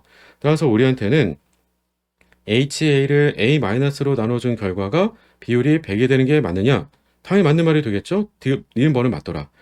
디귿번에서는 A 값은 10의 마이너스 9.5제곱보다도 작다라고 질문 주고 있는데요. 이 말이 맞겠니? 라고 질문 주고 있어요. 보통은요, 우리가 철에 대한 산화수가 더 높다라고 하게 되면 그만큼 산해리가 더 잘 진행된다라고 얘기를 해줘요. 그래서 이 경우라고 한다면 뭐 실은 이제 케이스별로는 뭐 명확하게 이렇게 얘기하기가 좀 쉽지는 않지만 기본적으로는 우리가 철에 대한 산화 상태가 더 높다라고 하게 되면 더 안정한 착화물을 만들게 되겠고요. 더 안정한 착화물에서 우리가 H+가 떨어져서 안정하게 존재한다라고 했을 때 그 반응의 평형상수라고 하는 것들은 기본적으로는 산해리 반응이 더 잘 진행된다라고도 얘기를 하게 됩니다. 따라서 덕분에 우리가 보다 작다라고 했던 거니까 이 말은 틀렸지라고 봐줘야겠죠. 따라서 답은 2번, 니은 하나가 맞다라고 풀어주면 되겠고요. 사실은 더 명확한 근거라고 하는 것들이 조금 부족하기도 해요. 그래서 여러분이 지금처럼 비교하는 건 안 되겠다라고 하는 거예요. 따라서 니은번 하나만 맞다라고 풀어주시면 되겠다. 자, 10번의 답은 2번이었고요. 우리는 11번으로 이어서 문제 풀어가 보도록 할게요. 11번 문제 같이 풀어보도록 할게요. 그림 가완하는 NaOH 수용액과 Na2CO3 수용액을 각각 HCl 수용액으로 적정할 때의 적정 곡선을 나타낸 것이다 라고 보여주고 있는데요. 페놉탈렌 같은 경우는 어때요? 아무래도 약 염기성 쪽의 적정 범위를 가지고 있죠. 좀 높은 걸 우리가 확인할 수가 있게 되는 거고요. 그리고 또 한 가지는 바로 브로모크라졸 그린 지시약이에요. 이 경우라고 한다면 변색 범위가 다소 좀 낮은 약산성 쪽을 지나가고 있는 것을 볼 수가 있어요. 물론 왼쪽과 오른쪽에 이 두 개의 그래프가 각각 NaOH하고 Na2CO3에 해당되는 적정 곡선인 걸 보여주고 있는데, 만약에 페놉탈렌 지시약을 쓴다라고 한다면 오른쪽에서 우리가 CO3 2-는 1차 당력점까지만 확인이 가능하겠죠. 그리고 만약에 브로모크라졸 그린 지시약을 쓴다라고 한다면 그럼 2차 당력점의 위치를 우리가 파악할 수도 있겠구나라고 하는 부분이에요. 네, 그런 부분들을 고려해서 우리가 문제를 풀어갈 필요는 있겠지라고 하는 거고요. 아래쪽에 말을 좀 가서 읽어볼 필요는 있긴 하겠죠. 가서 봤더니 NaOH하고 Na2CO3가 같이 포함되어 있는 혼합되어 있는 수용액이다라고 얘기를 해주고 있으니까 각각 해당되는 농도가 얼마인지는 모르는 거잖아요. 따라서 우리가 NaOH를 바로 X몰 농도, 그리고 Na2CO3, 즉 CO3 2-에 해당되는 농도를 우리가 Y몰 농도라고 일단은 지칭을 해볼게요. 그리고 50ml로 준비를 했다라고 했으니까 각각 해당되는 몰수는 50X, 50Y가 되긴 하겠죠. 그리고 페놉탈렌 지시약을 써가지고 적정했을 때라고 하는 경우하고요. 그리고 또 한 가지는 브로모크라졸 그린 지시약을 써서 적정했을 때 그때 각각 해당되는 종말점의 부피들을 아래 표로 나타내주고 있어요. 그 말의 의미가 뭔지를 가지고 풀어주자라고 하는 건데요. 앞서서 우리가 그림에서도 봤지만 페놉탈렌은 약 염기성 쪽에서 변색 범위를 가지고 있기 때문에 NaOH를 적정할 때 당연히 쓸 수는 있어요. 그러면 50X만큼을 전부 다 반응시키는 데 있어서 들어간 게 0.1몰 농도짜리가 25ml만큼만 들어간 거냐? 쉽겠지만 그렇지 않죠. 왜냐면 우리가 같이 들어있던 건 CO3-2-고요. 그 CO3-2-가 1차당점 도달하는 것까지는 같이 적정이 가능했어요. 따라서 덕분에 우리가 50Y만큼도 같이 반응시켜 주는데 소모가 된 부피값이 바로 25ml가 되겠구나라고 하는 거고요. 그런데 여기서 끝나는 게 아니라 미지수가 두 개가 되다 보니까 한 번 더 실험이 필요했겠고 그 한 번 더 실험은 브로모크레졸 그린 지샥을 사용했구나라고 하는 거죠. 이 경우도 마찬가지지만 NaOH는 우리가 1가짜리라서 50X만큼을 그대로 다 반응시키는 데 들어갔던 게 45ml가 된다? 그건 아닌 거죠. 왜냐면 이 경우라고 한다면 2차 당량점까지 도달할 수가 있기 때문에 그 말은 우리가 바로 50Y에서 끝나는 게 아니라 그걸 한 번 더 간다라고 보면 되겠죠. 한 번 더 반응시켜 주는 데까지 들어가게 됐던 부피가 바로 45m까지 들어가게 된 거구나 라고 하는 걸 알 수가 있다는 거죠. 따라서 밑에 있는 식에서 우리가 위에 있는 식을 빼주게 되면 그러면 우리는 그 차이값으로부터 50Y를 먼저 일단 구할 수가 있겠죠. 50Y는 0.1 곱하기 바로 부피의 차이값이 되기 때문에 20이라고 얘기할 수가 있겠고요. 그러면 Y값은 얼마인가요? 그럼 덕분에 우리가 Y값은 50분의 2가 되겠죠? 50분의 2. 따라서 우리가 바로 0.04 몰롱도가 돼주겠고요. 자, 그러면 지금처럼 일단은 50Y가 0.1 곱하기 20이었어요. 그대로 넣어가지고 생각해주고 이항시켜주게 되면 그대로 빼준 것이기 때문에 0.1 곱하기 5가 50X랑 같은 게 되겠죠. 따라서 우리가 한 번 더 계산으로 연립해서 써주게 된다면 50X는 우리가 곧 바로 0.1 곱하기 5하고 같은 게 되주므로 0.5가 된다는 거잖아요. 서로 5 지웠으니까 따라서 덕분에 우리가 X값은 얼마? 그러면 0.01 몰롱도 이렇게 NaOH에 해당되는 농도도 찾아줄 수 있겠지라고 하는 거죠. 자, 따라서 우리한테 질문을 줬던 건 둘에 대한 농도를 각각 잘 찾아줬니? 라고 하는 거니까 X값 NaOH는 0.01 몰롱도고요. 그리고 CO2-는 0.04 몰롱도가 되기 때문에 답은 따라서 2번 이렇게 풀어주시면 되겠죠. 적정에 관련된 부분들은요, 여러분들한테 말을 많이 추격해가지고 이렇게 보여줄 때도 있으니까 문제에 주어진 상황을 잘 파악해 두실 필요는 있을 것 같아요. 11번의 답은 2번이었고요. 우린 이어서 12번 문제 풀어보도록 할게요. 12번 문제 함께 풀어보도록 할게요. 다음은 A기체하고 B기체로 되는 반응에 대해서 온도 T에서 평형상수를 농도로 정의된 평형상수라는 표현을 써주고 있네요. 그리고 그림은 일정 압력 조건에서 실린더에 A기체하고 B기체가 각각 1몰씩 존재하고 있는 평형상태 가라고 하는 것으로 보여주고 있고요. 이 첫 번째도 우리한테는 평형상태라고 제시를 해주고 있군요. 초기 상태는 아니었어요. 자, 그리고 온도를 400켈빈으로 증가를 시켜줬더니 처음에는 그러면 온도가 우리가 시작이 따로 없었죠. 그냥 T켈빈이었어요. 그러니까 가에서는 T켈빈이고 나에서는 400켈빈으로 온도를 올려주니까 그 덕분에 새로운 평형 상태에 나에 도달을 하게 된 거고요. 그리고 온도를 300켈빈으로 감소를 시켜주고 나니까 우리가 평형 상태에 다에 도달했대요. 그러니까 모든 건 다 평형 상태에 도달했다라고 얘기를 해주고 있었던 거네요. 그리고 A의 몰 분율은 나에서가 3분의 1이고요. 다에서는 3분의 2다라고 제시를 해주고 있습니다. 자, 어쨌든 우리는 변화가 생기는 개수비 정도는 파악을 할 수가 있을 텐데요. 자, 이에 대한 내용을 가지고 질문 주고 있었다라고 했던 거였어요. 자, 일단 먼저는 가가 평형 상태에 도달해 있다라고 얘기를 해주고 있었고, 자, 이에 대한 정보로부터 나에서는 A의 몰분율이 3분의 1이다. 즉 A가 1이다라고 하면 B는 2로 얘기를 해주고 있는 거였어요. B의 양이 A보다 더 많아졌다라고 한 거니까 적어도 온도를 증가시켰을 때 어떤 변화가 생겼는지는 쉽게 예측이 가능하겠지라고 하는 거죠. 자, 그러면 결국 온도를 증가시켜줬을 때 A는 감소가 될 거고요. 그리고 생성물인 B는 개수비대로 그대로 늘어나게 되겠죠. EX만큼. 그랬을 때 바로 1 빼기 X 대 1 플러스 2X에 해당되는 그 비율이 말 그대로 1대 2가 된다는 거예요. 그쵸? 그 말은 다시 얘기해서 우리한테는 그러면 바로 1 빼기 2에 해당되는 양에다가 우리가 2배를 해줘야지 바로 1 플러스 2X하고 같다라고 둘 수가 있겠고요. 그럼 마이너스 2X를 이항시켜주면 4X, 그리고 4X는 어떻게 얘기해주면 될 거야 라고 하는 게 그러면 1을 반대쪽으로 이항시켜주게 되면 2 빼기 1이 되주므로 1이 돼주겠죠? X값은 4분의 1. 변화량을 따져볼 수가 있었고요. 덕분에 우리가 A의 몰수다라고 하게 되면 0.25가 빠지기 때문에 따라서 A의 몰수는 바로 평형 상태의 나에서는 0.75몰이 돼주겠고요. 그리고 B라고 했을 때 몰수라고 하는 건 쉽게 예측이 되겠죠. 서로 몰분율이 3분의 1과 3분의 2가 되기 때문에 보나마나 그 몰수는 바로 1.5몰이 돼주겠죠. 2배가 돼야 되는 거니까. 물론 그렇게 하지 않더라도 1 플러스 2x, 즉 2x라고 하는 건 0.5를 뜻하는 거니까 우리가 1.5몰도 쉽게 얘기할 수가 있게 되겠고요. 자, 그리고 다에서는 몰 분율이 반대로 3분의 2가 된다라고 했으니까 이번에는 반대로 y로 미지수를 써보면 되겠죠. 이번 색깔만 구별해 놓도록 할게요. 자, 그러면 온도를 감소시켜 주니까 반대로 A가 2배가 더 크다라고 했어요. A가 늘게 되는 것은 Y만큼 늘게 되면 B라고 했던 것은 계수비대로 2u Y만큼 준다가 되겠고요. 그런데 몰 분율이 A가 3분의 2라고 얘기했던 거니까 2배가 더 많다는 게 되는 거죠. 따라서 마찬가지로 계산은 어떻게 가져가면 편할까라고 하는 건 다음과 같이 B의 양에다가 그러면 2배를 준 결과가 바로 A의 양과 같다라고 볼 수가 있겠고요. 그럼 2배를 해준 게 마이너스 4y고요. 마이너스 4y를 넘겨주게 되면 5y가 되겠고 그 5y는 반대로 2배가 돼준 거니까 바로 3몰이 되는 건데 여기다가 반대로 0.75를 반대쪽으로 넘겨준 거니까 0.75 빼주게 되면 0.75를 빼주게 되면 얼마가 되는 건가요? 그러면 2.25가 되는 건가요? 예, 이렇게 계산해 주게 되면 y값을 계산해 낼 수가 있겠죠. 5로 약분을 해주기 때문에 따라서 그 값은 0.45가 되겠죠. 그렇죠? 그래서 0.45몰이 늘게 되는 거니까 값을 따져보는 거는 어렵지 않았을 것 같아요. 따라서 우리가 y값이 0.45, 0.45를 0.75에다 더해주게 되면 얼마인가요? 그러면 1.2몰이 되겠죠. 따라서 우리가 A의 몰수는 바로 다라고 했던 상태에서는 1.2몰이 돼주겠고요. 그럼 손쉽게 2배 차이가 나는 거니까 B에 해당되는 몰수다라고 하는 것은 0.6몰이 되겠죠. 물론 당연히 여러분들이 검산으로 거꾸로 확인해 보셔도 괜찮겠고요. 0.45몰에 2배가 되주면 0.9몰이죠. 0.9몰이 빠지게 된 거니까 맞는 말이겠네요. 0.6몰 되는 건. 자, 이렇게 우리가 양적 관계는 몰 분율을 알려준 게 있었으니까 간단하게 판단해 볼 수가 있는데 일단 중요했던 건 처음에 온도 T에서 400켈빈으로 온도를 증가시켜 주니까 어떤 일이 벌어진 거야 라고 하면 A가 줄고 B가 늘었어요.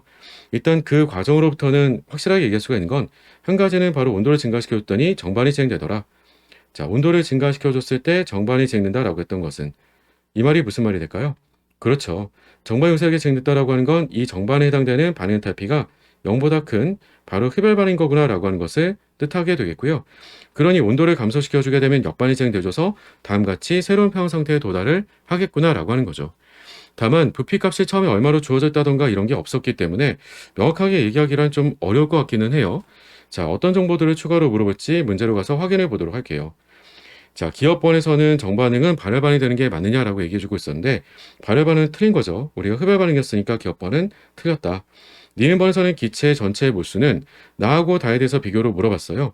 나에서의 토탈의 몰수다라고 하게 되면 앞서 우리가 따져준 것처럼 0.75하고 1.5몰이었잖아요.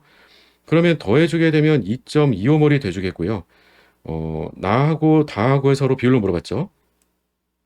2.25몰이 돼주겠고 다에서는 다 더해주게 되면 1.8몰이에요. 4분의 5배를 해주면 맞는지라고 했던 건데 이거는 뭐 계산만 해주시면 금방 나오겠죠.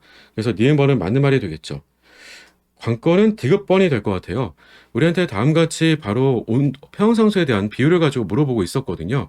그럼 평형상수를 실제로 우리가 구할 수 있겠니? 라고 하는 건데요. 이렇다라고 하게 되면 이건 우리한테 부피를 따로 명시를 해가지고 풀지 않은 이상은 조금은 까다로울 수밖에 없겠지라고 하는 건데 이 부분에 대한 것들을 풀어볼 수 있도록 니은번에서 힌트를 사실은 보여준 거였어요. 무슨 말이야? 라고 하면 우리는 나하고 다에 대해서 토탈에 대한 몰수의 비가 그리고 토탈에 대한 온도의 비를 서로 보여주고 있는 거죠. 그러면 그 덕분에 우리가 부피비가 서로 몇 대 몇인지를 써볼 수가 있을 거예요. 그럼 평형상수를 각각 구해볼 수 있겠지라고 하는 거죠. 자, 다시 보게 되면 몰수의 비는 다에다가 4분의 5배를 해준 게 나라고 했던 거니까요. 그럼 결국 토탈의 몰수를 따져주게 됐을 때 토탈의 몰수라고 한다면 나가 5라고 얘기했을 때 비율상 보면 다는 4라고 둘 수가 있어요. 비율상. 온도는 어떨까요? 온도는 바로 400켈빈과 300켈빈이었죠. 온도는 바로 4대 3이에요. 잘 알고 있지만 외부 압력은 일정하기 때문에 나머지 압력은 변수가 되지 않으므로 부피는 몇 대 몇일까라고 하면 부피는 몰수와 온도의 곱에 그대로 비례가 되거든요. 서로 양쪽 지우게 되면 바로 부피는 5대 3이 되죠. 그렇죠? 따라서 우리는 아예 부피를 5리터, 3리터라고 놓고 문제를 풀어가주면 충분하겠지라고 하는 겁니다. 자, 이를 바탕으로 해서 평형상수식을 계산으로 써보란 얘기예요. 자, 그러면 400켈빈 평형상수라고 하는 건 나에서의 평형상수를 뜻하는 게 되겠고요. 그럼 그대로 써보도록 하죠. 반응물이었던 A는 0.75몰이었어요. 그러면 우리가 0.75몰을 얼마로 나눠주고 5리터로 나눠주고요. 그리고 그것 분해 바로 생성물이 돼주는 B에 해당되는 모수는 1.5몰, 그리고 나누기 얼마로? 바로 우리가 5리터로. 개수는 2였기 때문에 제곱을 써주면 되겠죠? 마찬가지로 300켈빈에서의 평형상수라고 하게 되면 반응물이었던 몰수는 1.2몰이었어요. 1.2몰을 우리가 바로 부피는 3리터로써. 마찬가지 그러면 우리가 토탈의 부피를 3리터로 볼 수 있었던 다라고 했던 상태로부터 우리가 B의 몰수는 0.6몰로 볼 수 있었던 거니까 그럼 여기다가 제곱으로 계산해 주시면 되겠죠. 그럼 이 계산에 대한 비율이 6이 나오는 게 맞느냐라고 질문 주고 있었던 건데요. 일단은 400켈빈에서의 평형상수부터 계산해 보자라고 생각해 보도록 할게요. 자, 비율상 우리가 계산을 가져가 주면 사실은 넉넉하게 계산이 가능하겠죠. 하나만 가지고 계산하더라도요. 5분의 0.75분의 5분의 1.5는 비율상 2였어요. 그러니까 위에서 분자에서는 2 곱하기 바로 우리가 5분의 1.5가 되겠죠. 근데 5분의 1.5라고 하면 위아래 5하고 1.5를 약분해주면 0.3이 남게 되는 거니까 해당되는 우리가 위쪽에 해당되는 평형상수라고 하게 되면 2 곱하기 0.3이 되므로 값은 0.6이라고 해두시면 될 거예요. 자, 그러면 0.6으로 바꿔 써도록 할게요. 아예. 자, 그러면 0.6. 자, 그리고 아래쪽에 있었던 우리가 300켈빈에서의 평형상수 계산도 같은 방식으로 접근해주면 되겠죠. 위아래 똑같이 우리가 3분의 1.2분의 3분의 0.6부터 계산해주면 분모가 2가 남겠죠. 분자에는 우리가 3분의 0.6이 남을 거예요. 그럼 번물수 계산해주게 되면 3 곱하기 2분의 0.6이에요. 그러면 6분의 0.6이 되는 거니까 0.1이 남겠죠. 따라서 우리가 바로 평형상수 값이 0.1이라고 하는 걸 보여줄 수가 있게 되겠죠. 따라서 다음과 같이 우리가 각각의 평형상수가 0.1과 0.6이므로 약분해주게 되면 그 값은 비율이 6이 되겠죠. 계산이 다소 좀 많긴 했었지만 그래도 계산 못할 바는 아니겠고요. 니은번에 해당되는 몰수의 비를 왜 질문을 줬을까라고 하는 게 조금 더 쉽게 문제를 풀어갈 수 있는 힌트가 되겠구나라고 하는 겁니다. 아시겠죠? 자, 따라서 답은 6번이 돼주겠고요. 우리는 다음 문제 13번으로 이어서 문제 풀어가 보도록 할게요. 13번 문제 같이 풀어보도록 할게요. A가 BC랑 반응해서 AP가 되면서 C가 떨어지게 되는, 즉 일종의 B가 치환이 돼서 A 쪽으로 달라붙게 되는 반응에 대해서 그림가는 반응의 진행에 따른 포텐셜 에너지 변화를, 그림나는 온도 T1과 온도 T2에서 반응물의 상대 운동 에너지와 충돌 빈도 사이의 관계를 나타낸 것이다 라고 제시해서 보여주고 있습니다.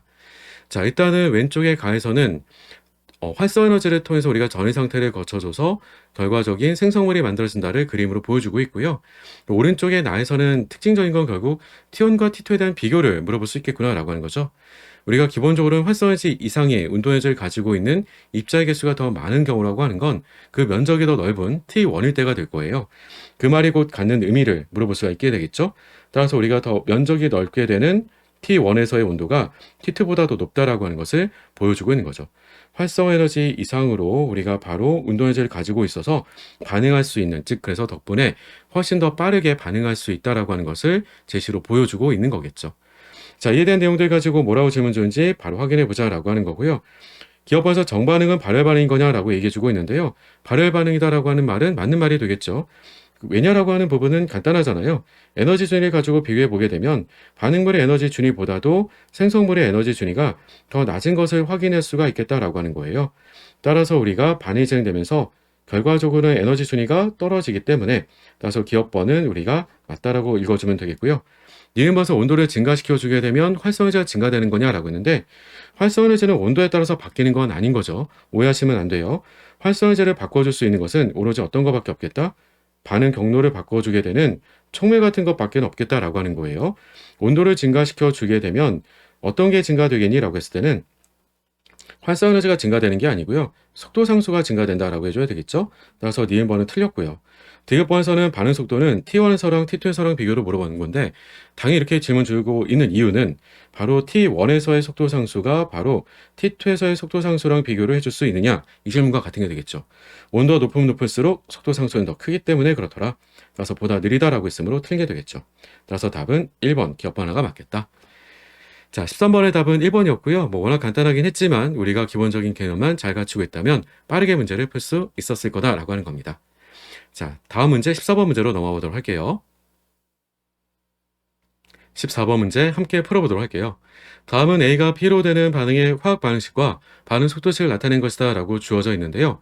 반응 속도를 우리가 다음과 같이 마이너스 dt분의 da로 썼다는 이 표현 자체는 소모 속도로 나타내 준 건데, 소모 속도로 나타내 줬다라고 하는 것 그 자체는 어떤 의미예요? 그쵸. 아래쪽에 있는 자료를 보지 않더라도 쉽게 예측이 될 수 있어야 되겠다라고 하는 거예요. 왜냐하면 소모 속도를 바탕으로 우리는 어떤 걸 할 수가 있는 거야라고 하는 게 적분형 속도식으로 나타낼 수 있겠다라고 하는 거잖아요. 이 내용을 가지고 우리가 적분을 해주게 된다면 그럼 다음과 같이 바로 시간과 농도 관계를 나타내 줄 수가 있는데, 특히나 반감기하고 우리한테는 초기 농도 관계를 가지고 보여주고 있구나라고 하는 거죠. 자, 그리고 그걸 두 가지 온도로 그래프로 그려주고 있구나라고 하는 사실이에요. 자, 재미있는 건 초기 농도하고 반감기 역수가 정비례를 이루고 있다라고 한 겁니다. 그럼 이 해당되는 걸 가지고 식으로 한번 써보도록 할게요. 반감기의 역수는 그러면 우리가 비례관계가 되는 거니까 비례상수를 A라고 써보도록 하죠. 곱하기 바로 A의 초기 농도에 그대로 정비례가 되는 거야 라고 하는 건데요. 우리는 반감기 역수라고 하는 것으로 본 적은 없어요. 이걸 뒤집어서 본 적은 있죠. 그러면 뒤집어서 보게 되면 그럼 반감기는 이라고 쓸 수가 있겠고요. 그러면 이 말은 뭐가 되겠니라고 하면 바로 비례상수로 썼던 기울기를 뒤집어 준 값이 a분의 1이 돼주겠고, 그럼 마찬가지로 우리가 역수를 취해 준 거니까 a0분의 1이라고 쓸 수가 있겠죠. 이렇게 제시를 해서 우리가 봤던 식 형태 한 가지가 있었던 거잖아요. 바로 2차 적분형 속도식에서 봤던 결과였었죠. 그래서 2차 적분형 속도식에서의 반감기는 그 A값이 곧 바로 우리가 K값으로 볼 때 가능했던 얘기였잖아요. 따라서 여기서의 기울기가 곧 바로 우리한테는 속도상수 K를 뜻하게 되겠구나 라고 하는 거고요. 보게 되면 우리가 비율 관계를 보는 게 제일 좋겠죠. 명확하게 점 찍어놓은 걸 가지고 읽어준 게 제일 좋을 텐데요. 좌표점을 읽어줄 수 있는 부분은 이렇게 볼 수가 있겠네요. 동일하게 우리가 A조의 초기 농도가 산물 농도라고 얘기해 줬을 때, 그랬을 때 보니까 바로 반감기 역수라고 했던 값이 3대 9로서 그 Y축에 해당되는 비율에 해당되는 값이 바로 K값의 비율이 돼주겠죠. 따라서 우리가 600켈빈 대 200켈빈에 해당되는 속도 상수에 대한 비율은 3대 1이구나 라고 하는 사실이에요. 자, 이 내용들을 가지고 문제에서는 어떻게 묻게 될지 따져보자 라고 하는 거죠. 그래서 3K 대 K 정도로만 체크를 해놓고 문제를 가서 풀어보자 라고 하는 거예요. 물론 기울기를 구해줘라고 하면 뭐 기울기를 구하는 거 어려운 게 아닌 거니까. 2분의 6이었으니까 위에서는 그냥 아예 3이었어요. 그러니까 이 3K라고 볼 부분이 그냥 3이라고 읽어주셔도 상관없겠죠. 이렇게 읽어주면 될 거예요. 2분의 우리가 6으로 읽어주게 되면 그럼 우리가 3인 거잖아요. 그렇죠? 따라서 우리한테는 그러면 바로 K라고 얘기했던 그 값이 얼마라고 얘기해 주면 될까라고 하면 이 값은 그냥 1이라고 읽어줘도 무방하겠지라고 하는 거죠. 자, 이런 내용들 가지고 이제 다음에서 어떻게 질문 주고 있는지 같이 확인해 보자라고 하는 겁니다. 기업번서는 그 M차라고 했던 게 2차가 되는 게 맞느냐? 네, 먼저 확인이 가능했던 거죠. 그래프의 개형으로부터. 니은번서는 600켈빈에서 A절의 초기 농도가 2몰 농도일 때, 2몰 농도일 때 가지고 질문 주고 있구나라고 하는 거고요. 자, 니은번. 자, 그리고 그때 초기 반응 속도를 물어보고 있었어요. 그러면 구할 수 있겠니라고 하는 건데 간단하게 구할 수가 있는 거잖아요. 이미 위에서 우리는 속도 상수까지도 다 구해줬으니까요. 따라서 우리는 속도 상수가 3이었었고 그리고 초기 농도가 2몰 농도였었고 개수가 바로 차수가 2가 되는 거니까 2의 제곱. 따라서 우리는 바로 12몰 농도 per sec라고 얘기해 주면 되는 거니까 2번도 맞는 말이 되겠죠? 니은번은 맞는 말. 디에번서는 속도 상수 K 값이 400켈빈에서가 200켈빈에서의 2배가 되는 게 맞느냐라고 얘기해 주고 있는데요. 과연 2배가 되는 게 맞을까요? 라고 하는 거예요. 자, 이 부분에 대한 것은 우리가 그래프를 직접 그려가지고 보는 게 조금은 더 빠를 수도 있을 텐데요. 무슨 말이야? 라고 하면 속도상수의 온도전세에 해당되는 그래프를 그려주면 어떨까라고 하는 거고요. 자, 다음같이 살펴볼 수가 있을 텐데요. 우리는 Y축에다가는 LNK라고 하는 속도상수의 온도전세 그래프를 따져보자라고 하는 거고요. 그리고 X축에는 당연히 온도분의 1을 표시로 가져가주면 될 거예요. 자, 그랬을 때 문제에서는 우리한테 먼저 자료를 주어져 있던 게 600켈빈과 200켈빈이었어요. 그럼 600분의 1과 200분의 1을 표시를 해주면 될 건데 600분의 1을 만약에 우리가 이 자리 정도를 600분의 1이라고 한번 표시를 해보도록 하죠. 자, 600분의 1이다 라고 한다면 그러면 600분의 2가 등간격으로 있을 수가 있겠고 그리고 600분의 3도 얘기할 수가 있게 되겠죠. 600분의 3도 등간격으로 표시를 가져가 볼 수 있을 거예요. 왜냐라고 하면 우리가 600분의 2라고 하는 건 300켈빈일 때가 돼주겠고 600분의 3이라고 한다면 그건 곧 바로 200켈빈일 때를 뜻하는 게 되겠지라고 하는 거죠. 자, 그랬을 때 그래프는 우리가 어느 점들을 지나게 될 거니? 라고 하는 건데요. 이미 앞서서 우리는 따져봤지만 바로 200켈빈일 때의 속도 상수 값은 1이다라고 했던 거고요. 그러면 K 값이 1이다라고 하게 되면 바로 원점을 뜻하는 게 될 거예요. 그러니까 이 자리를 지나가게 되겠지라고 하는 거죠. 그리고 600켈빈일 때는 바로 속도 상수 값이 3이었어요. 그러니까 우리한테는 바로 이 자리를 만약에 ln3이라고 한다면 그러면 이 점을 지나가게 되는 게 바로 속도 상수의 온도 전선의 그래프가 되겠죠. 이걸 둘을 직선으로 그대로 연결해 주면 될 거예요. 되도록이면 계산하는 것보다는 그래프로 그냥 해석을 해준다면 훨씬 더 수월할 수가 있을 거잖아요. 그래서 이런 방식을 생각해 주게 되면 질문 주고 있었던 것처럼 만약에 400켈빈이었어요. 그러면 400분의 1이다라고 하게 되면 그 위치가 어디가 될까라고 하는 거죠. 자, 근데 다음 같이 보게 됐을 때 우리가 쉽게 판단이 가능할까라고 하는 건데요. 그러면 400분의 1, 400분의 1을 만약에 우리가 600으로 통분해 가지고 만들어 주자라고 한다면 어느 위치가 될까요? 맞춰가지고 우리가 400분의 1이에요. 그러면 위아래다가 2분의 3배를 해주게 되면 즉 1.5가 돼줘야 되겠죠? 그래야지 우리가 바로 위아래 1.5배를 해주게 되면 600분의 1.5가 될 거예요. 600분의 1.5에 해당되는 자리는 이쯤 되겠죠? 그쵸? 만약에 우리가 300켈빈이라고 했다면 딱 절반 정도로 얘기해 주면 될 거예요. 0에서부터 ln3의 절반, 그죠? 그리고 다음 같이 400켈빈이라고 했다면 그러면 우리가 600분의 1.5가 돼주므로 그 사이에 또 절반이 돼주겠죠. 위치가 이쯤 된다라고 봐질 수가 있을 거예요. 그렇죠? 그러면 그래프를 통해서 읽어주자라고 할 때도 마찬가지가 되겠지만 이게 속도 상수가 무조건 딱 2배가 될 거냐? 이렇게는 안 되겠죠. 속도 상수가 2배가 된다라고 하면 그건 ln2가 돼야 될 건데 이 자리라고 한다면 그 값은 다름이 아니라 바로 2분의 1 곱하기 ln3이 아닌 4분의 3 곱하기 ln3이 돼주겠죠. 왜냐면 반의 반이 늘게 된 거니까요. 자, 따라서 그때 우리가 속도 상수라고 한다면 3에 얼마라고 얘기해 줄래라고 하면 4분의 3제곱 정도로 얘기를 해줄 수 있어야 될 거예요. 그러니까 이건 말이 안 맞겠죠. 2배가 되는 건 아니겠죠. 따라서 지금처럼 따져보게 되면 일단 그래프로부터 우린 확실하게 아니겠구나라고 하는 걸 읽어줄 수 있겠구나라고 하는 거고요. 그렇지 않으면 우리는 어떤 방식도 가능한 거냐라고 했을 때는 아예 계산을 써보는 거예요. 활성화제를 구하게 되는 식에다가 넣어주고 다시 한번 그걸 구한 다음에 거기다 연립해서 집어넣어주게 된다면 구할 수도 있을 텐데 그래봐도 사실 복잡하기만 하지 값이 똑 떨어지게 이쁘게 나오지는 않게 될 겁니다. 따라서 우리가 바로 다음같이 디귿번을 틀렸다라고 풀어줄 수 있겠다. 따라서 답은 4번이라고 풀어준 게 조금 더 합리적인 풀이 방법이 되지 않을까 싶네요. 14번의 답은 4번이었고요. 우리는 이어서 15번 문제 풀어보도록 할게요. 15번 문제 함께 풀어보도록 할게요. 다음 온도 T에서 A하고 B 고체가 반응을 해서 C 고체를 생성하게 되는 반응식과 압력으로 정의된 평형상수 Kp 값을 제시해주고 있구나 라고 하는 거고요. 보게 되면 B하고 C가 모두가 다 고체상이 되기 때문에 이 평형상수에 해당되는 평형상수식을 쓰자라고 하게 되면 이 값은 다름이 아니라 바로 반응물인 A기체 압력분의 1로 작성이 되겠고요. 따라서 평형상태에서 A기체 압력이다라고 하는 것은 바로 0.1기압이 돼서 평형상태에 도달을 한 거구나라고 하는 것을 알 수가 있겠지라고 하는 거죠. 온도 T에서 25리터 용기의 A기체하고 B고체가 각각 0.3몰씩 넣은 후에 도달한 평형상태에 대한 설명으로 옳은 것은 이라고 질문 주고 있어요. 부피를 알려주고 있고 RT 값이 25라고 하는 것도 제시해주고 있고요. 그리고 평형상태에서의 A기체 압력이 0.1기압인 것도 알고 있어요. 그러면 우리는 사실 몰수를 금방 파악할 수도 있겠지라고 하는 거죠. 그럼 평형상태에 도달하게 됐을 때 몰수는 어떻게 구할 수 있을까? 그러면 우리는 압력과 바로 부피라고 하는 것에 대한 곱을 누구로부터 나눠주게 되면 그러면 RT 값 25로 나눠주게 되면 그러면 우리는 그 값이 얼마인 걸 알 수 있겠니? 그러면 0.1몰인 걸 알 수가 있겠죠. 따라서 해당되는 A기체의 몰수라고 하는 게 바로 0.1몰이 돼서 평형상태에 도달해 있구나라고 하는 것을 얘기해 주고 있는 거고요. 그 말은 정반이 진행되줘서 0.3몰에서 0.1몰이 될 때까지 줄어든 몰수는 그만큼 생성물이 계수비대로 늘었구나라고 하는 것을 말해주겠지라고 하는 거죠. 따라서 고체상이 되는 부분들은 사실은 평형상수식에는 의미가 없는 거지만 어쨌든 B도 0.1몰이 남아있겠고 C는 우리가 바로 0.2몰이 늘어나서 평형상태에 도달해 있구나라고 하는 걸 제시해주고 있는 거죠. 자, 따라서 우리는 해당되는 정보들의 양적 계산에 해당될 부분들은 다 파악을 한 것 같고요.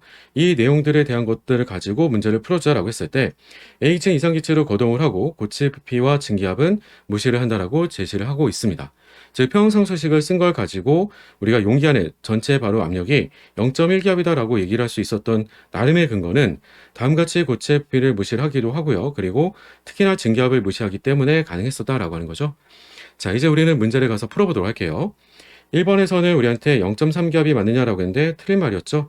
우리가 바로 평형 상태에서의 압력은 A기체 압력으로부터 0.1기압이라고 말을 해줬어야 되겠고, C 고체에 해당되는 양은 0.1몰이 되겠니라고 했는데 양적 계산으로부터 우리는 C 고체에 해당되는 양은 0.2몰이 늘어나서 평형 상태에 도달한 거야 라고 하는 것을 알 수가 있었으니까 2번도 틀렸고요.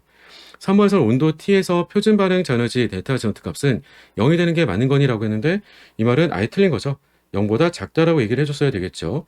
5 때문에 그런 거니 라고 했을 때는 바로 평형상수 값이 어떻기 때문에 평형상수 값이 10으로서 1보다 크기 때문에 그런 거죠. 따라서 우리가 바로 3번도 틀렸고, 4번에서는 평형 상태에서 B 고체를 가하면 A 기체의 압력이 감소가 될 거니 라고 했는데 다음 같은 평형 이동을 일으킬 수 있는 조건의 변화로부터는 평형 이동이 일어나지 않겠다라고 한 거죠. 왜냐하면 가해줘 보더라도 Q 값이, 즉 QP 값이 똑같이 그대로 10으로 변화가 없다는 거잖아요. 아예 변화가 없기 때문에 평형 이동 자체가 일어나지 않는다라고 하는 거죠. 따라서 우리가 바로 평형 이동이 없다는 거예요. 평형 이동은 일어나지 않는다. 감소도 증가도 아닌 똑같다라고 얘기 좀 그만이겠고요. 5번에서는 부피를 12.5리터로 감소를 시킨 후라고 했어요. 자, 그러면 어차피 다 틀렸기 때문에 답은 5번이 될 텐데 조건의 변화를 줬는데 어떻게 해준 거니라고 하면 부피를 절반으로 줄여주면 이라고 한 거죠.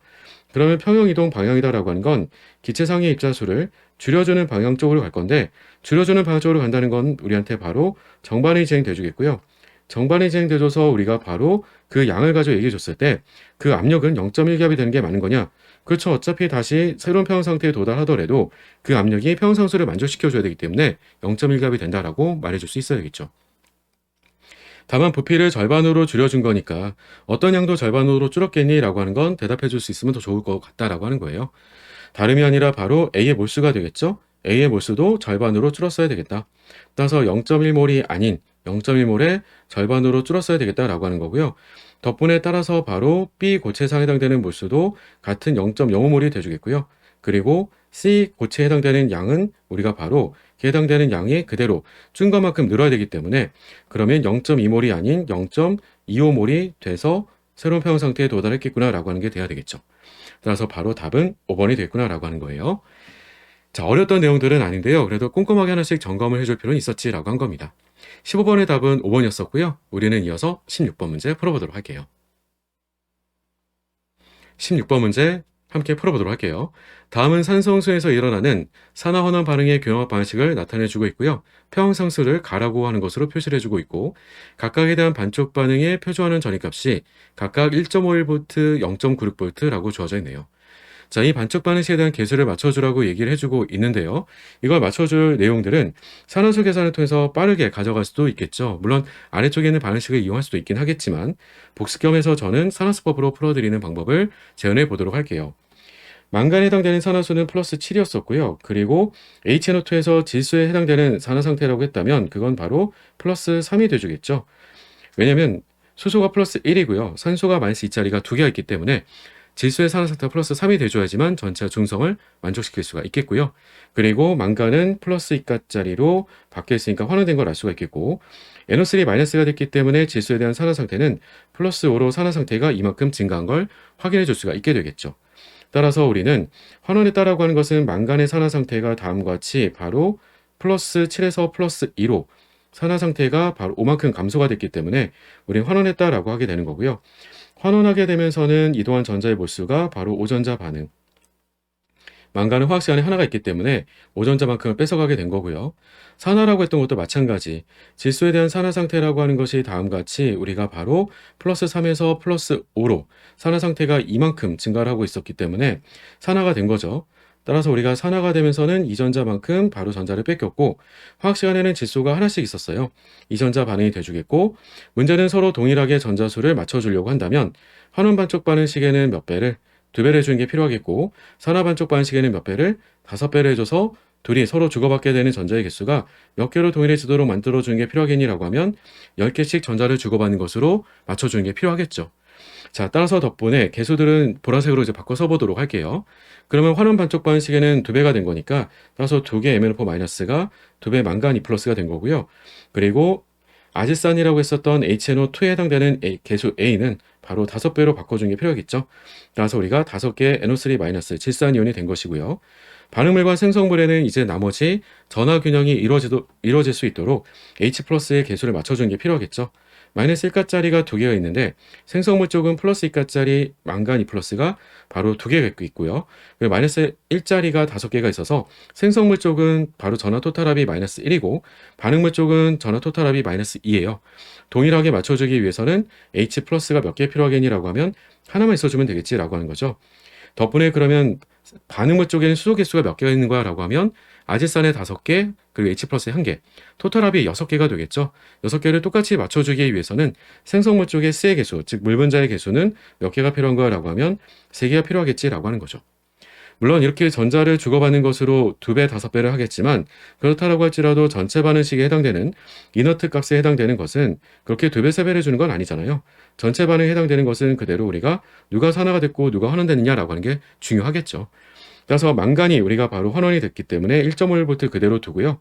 그리고 아래쪽에서처럼 NO3- 우리가 환원되는 게 아니고 HNO2가 산화가 됐기 때문에 역으로 빼주면 되는 거니까 1.51V에서 빼기 0.96V가 되주므로 따라서 우리가 그 해당되는 값은 쉽게 연산이 가능하겠죠.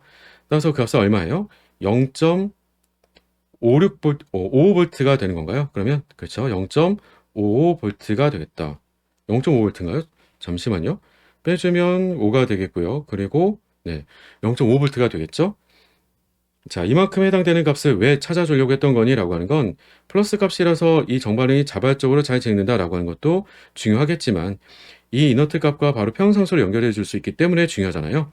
이 이너트 값은 어떻게도 쓸 수 있겠니? 라고 하는 거냐면 바로 평형상수를 연결해 쓸 수가 있겠다. 온도는 25도씨라고 제시를 해주고 있었기 때문에 n분의 0.052로 바로 쓰면 될 거예요. 근데 그 n값이 바로 10몰이다 라고 하는 게 되겠죠. 10분의 그러면 0.052 곱하기 바로 우리가 로그 평형상수 k라고 쓸 수가 있겠죠.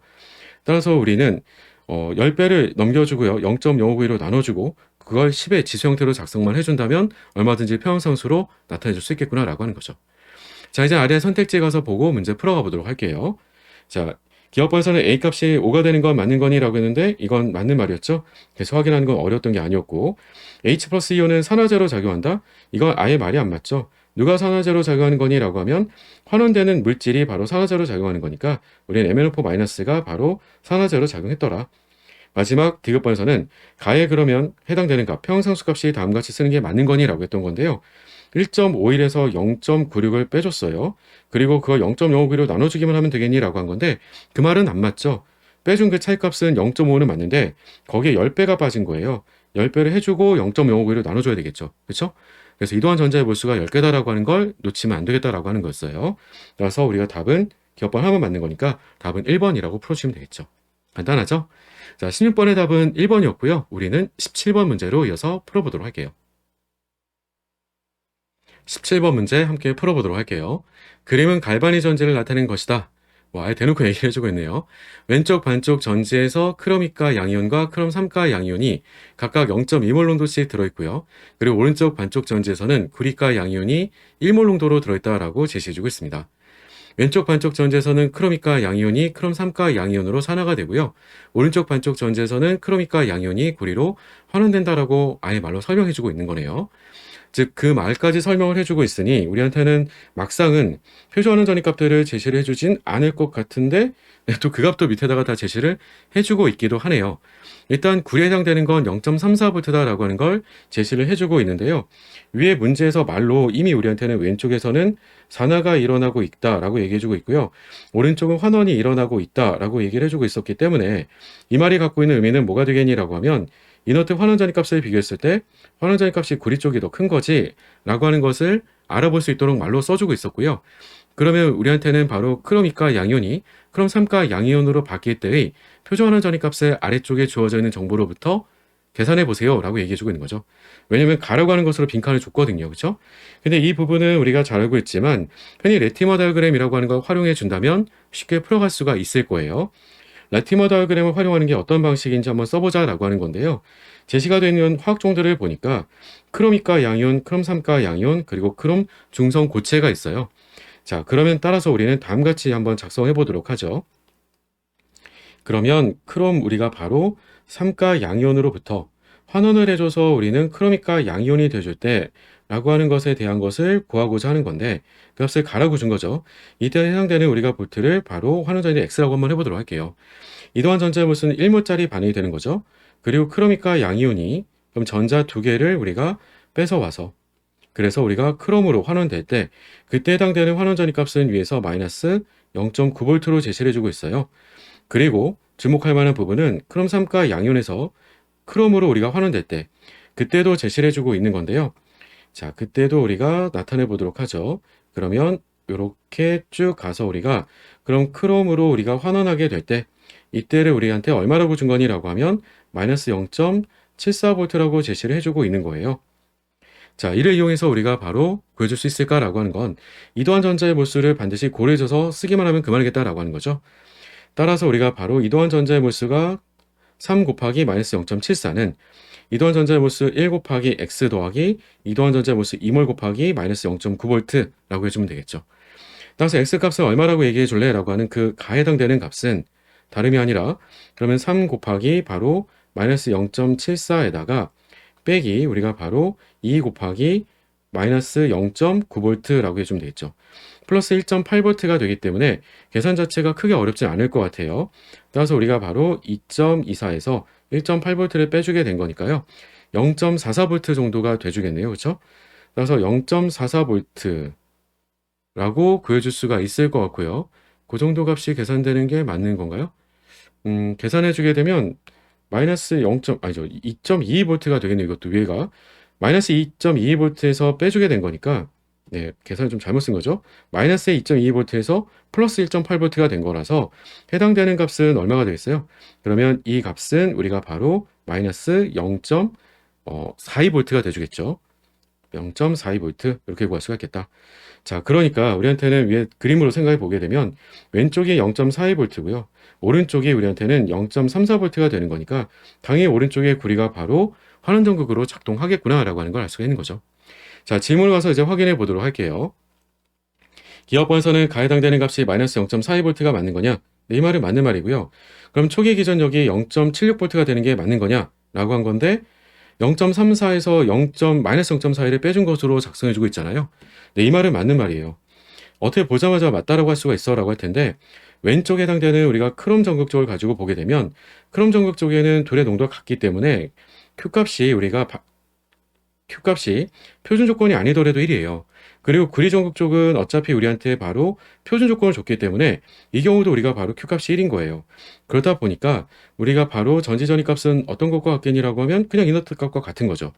따라서 그 덕분에 우리는 플러스 0.34에서 앞서 구했던 마이너스 0.42V라고 하는 것을 빼주면 되는 거잖아요. 그러다 보니까 따라서 그 값이 얼마나 되겠니? 라고 했던 거니까 따라서 그 값은 플러스 0.76V가 되겠지라고 하는 거죠.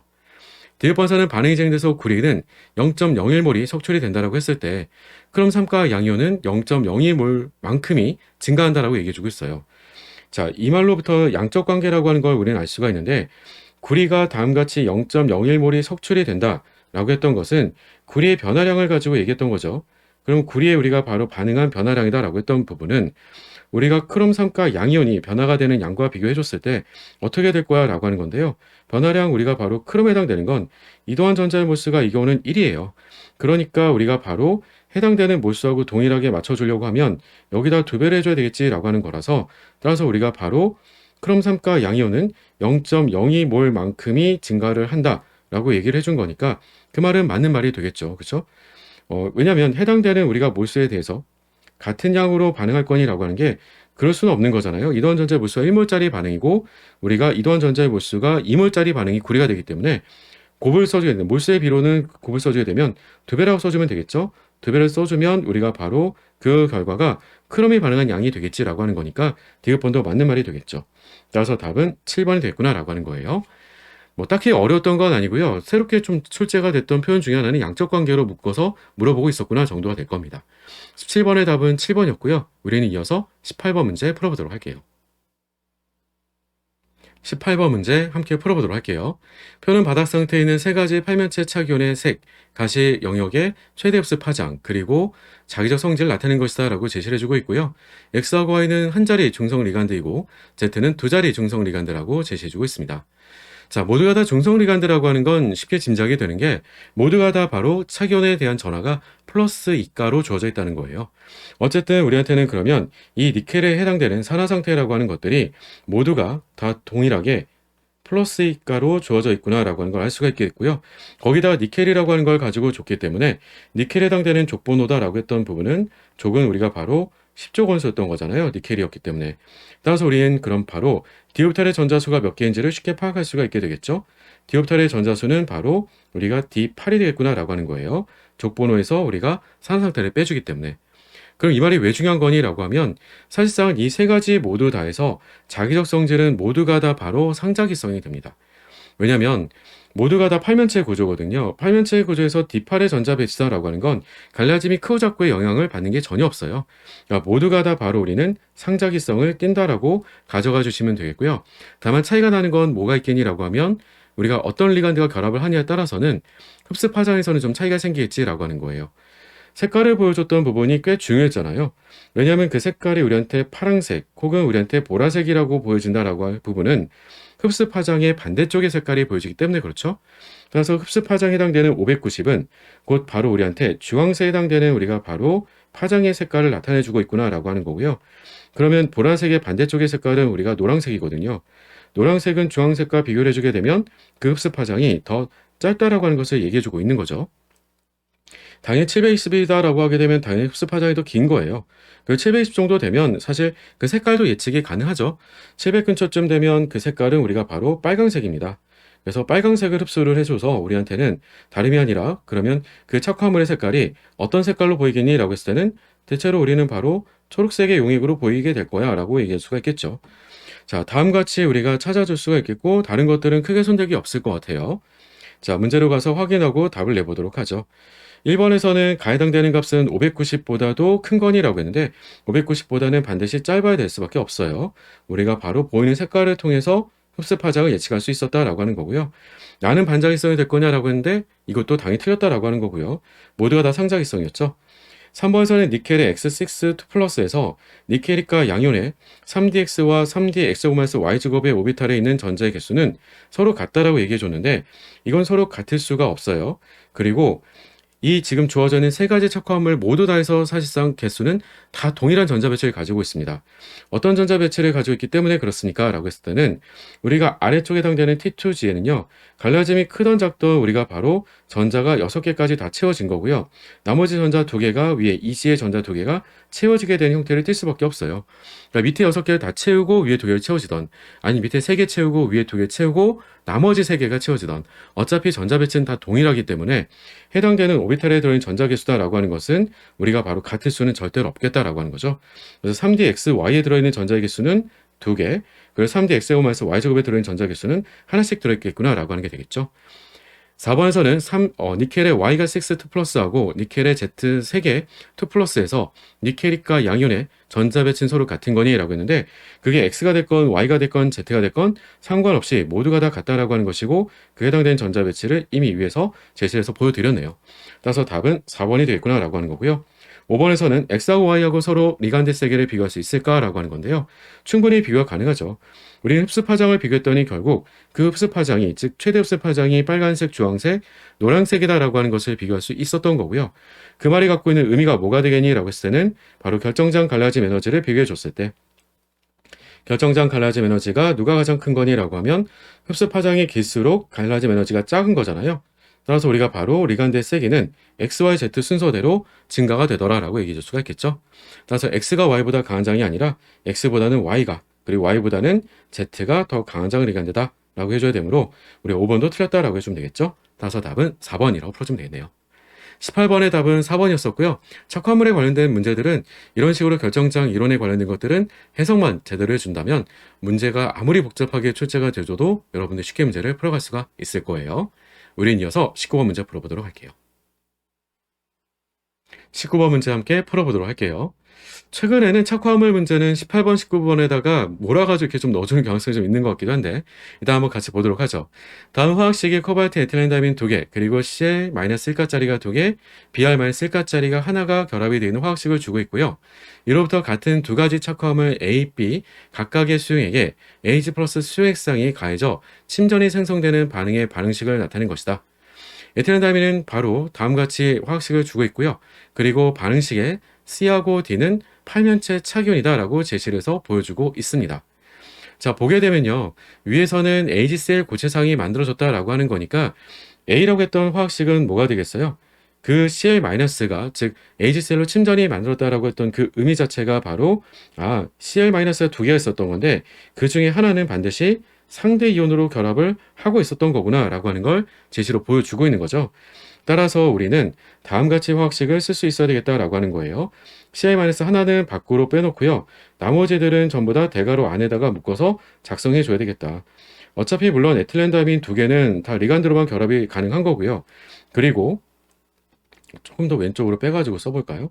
예, 이렇게 빼가지고 그러면 나머지 우리가 Cl-가 두 개, Br-하나가 있던 건데 Cl-하나하고 그리고 Br-하나만 같이 리간드로 포함이 되어 있는 거고요. 나머지 Cl-하나는 바깥쪽에 상대이온으로 있었기 때문에 수액상에서 100% 해리가 되줘서 다음 같은 침전을 이뤘구나 라고 하는 거고요. 덕분에 C에다가 작성해 주게 되면 C는 그러면 코발트 에틸렌다민이 두 개, 그리고 바로 Cl-가 하나, 그리고 Br-가 하나로 결합을 하고 있는 바로 그 착이온에 해당되는 전하라고 한다면 플러스 1가짜리가 C라고 얘기해주면 되겠죠. 밑에서는 반대로 얘기해주면 되겠네요. 따라서 밑에서는 B라고 했었던 착화물은 코발트의 에틸렌다민이 두 개가 결합이 된 건 마찬가지고 Cl-1가짜리가 리간드로서 두 개가 다 결합이 되어 있고 바로 Br-하나만 바깥쪽에 상대 이온으로 나와 있어서 다음같이 HBr에 해당되는 침전이 만들어지는 것이고 따라서 우리는 덕분에 해리가 되면서는 왜냐하면 상대 이온과 바로 착이온이다라고 하는 것은 수액상에서 100% 해리가 되는 거니까요. 따라서 다음과 같이 우리는 상대 이온이 해리가 된 착이온은 플러스 1가짜리 Cl-1가가 두 개 결합되어 있는 바로 팔면체 착화물을 만들겠구나 라고 하는 게 D라고 하는 것으로 찾아주면 그만이겠죠. 자, 다 찾아줬으니까 문제 풀면 그만일 거예요. 기업에서 C는 그러면 코발트 에틸렌다민이 두 개, 그리고 Cl-가 하나, Br-가 하나, 그리고 전체가 플러스 1가 라고 하는 것으로 제대로 읽어준 거니까요. 기업번을 맞다라고 해주면 되겠고 니은번에서는 D는 기하 성체를 갖는 거니 라고 했는데 D라고 했던 것은 Cl-1가짜리가 두 개 있잖아요. 따라서 Cl들끼리가 우리가 바로 트랜스로도 가능하고요. 아닌 모두가 바로 시스도 가능한 거고요. 덕분에 우리 어떤 것도 가능해 라고 하면 모두가 시스인 것을 통해서는 바로 거울상 이성질체, 즉 과학 이성질체가 한 쌍 존재할 수가 있는 거겠죠. 그래서 이렇게 보면 입체 이성질체 개수는 토탈 3개가 가능하겠다라고 할 수도 있겠고요. 그러니까 이 기하 성체를 일단 갖는다라고 얘기해 줄 수가 있겠죠. 자, 뒤에 번에서 입체 이성질체 개수를 C하고 D하고 비교로 물어봤는데요. 우리는 A, B, C, D를 다 찾아줬는데 위에서의 바로 C라고 했던 것과 밑에서의 D를 서로 비교해주게 되면 위에서의 C는 Cl-하고 Br-가 아까 한 자리 리간드로 주어져 있는 거잖아요. 뭐 그렇다라고 해서 개수가 좀 달라질 수 있을까? 글쎄요. 개수가 달라질 수는 없을 것 같은데요.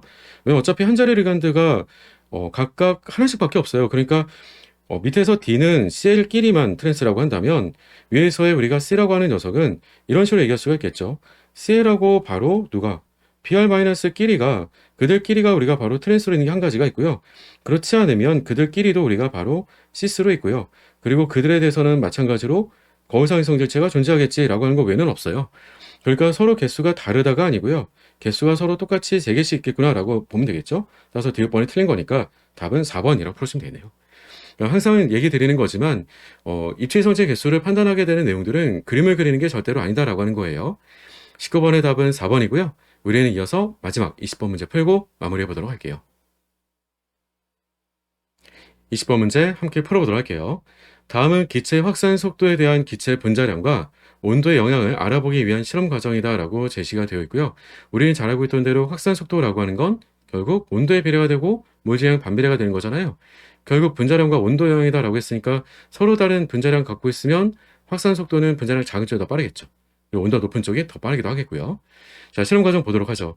가에서는 그림과 같이 1m 길이의 유리관을 수평으로 스탠드에 고정을 한다라고 제시해주고 있고요. 나에서는 손뭉치 2개 A, B를 준비를 해서 A에는 진한 염산을, B에는 진한 암모니아수를 충분히 적신다라고 제시를 해주고 있습니다. 자, 그러면요. 염산과 암모니아 수가 각각 증발하게 되면서 기화가 되면서 양쪽에서 쭉 날아오게 되겠죠. 자, 그러면 다에서는 유리관의 양쪽 끝을 A, B로 동시에 막은 후에 유리관 내부에 흰색 고리가 형성되기까지의 경과 시간을 측정을 할 거래요. 그 흰색 고리라고 하는 건 침전이 만들어지는 것을 뜻하게 되겠고요. 만나게 되면 뭐예요? HCl하고 암모니아수라고 하는 암모니아가 만나게 되는 거니까 염기하고 산이 만나게 된 거잖아요. 그러면 산염기 반응을 통해서 우리는 어떤 결과물이 만들어지겠니라고 하는 건데, 왜 흰색 고리라고 하는 침전이 해당되는 물질이 만들어지겠니라고 하는 거냐면, 암모니아는 뭐가 되겠어요? 당연히 암모늄 이온이 돼요.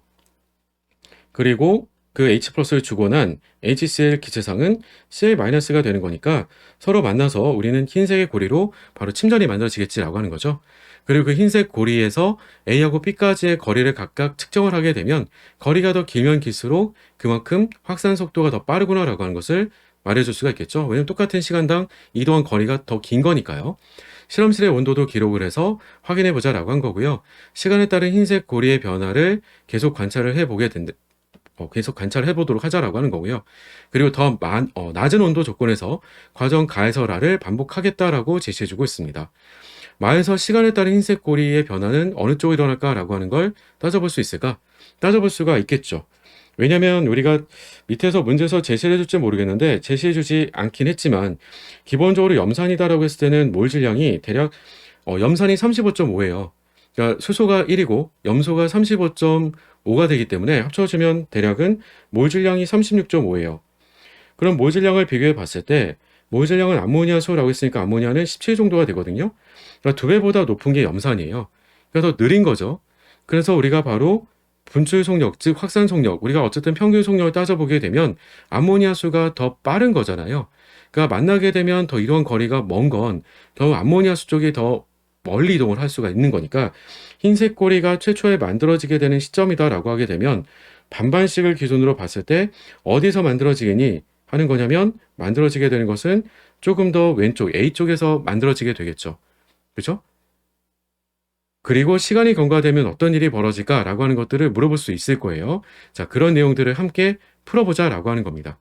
아시겠죠? 자, 1번.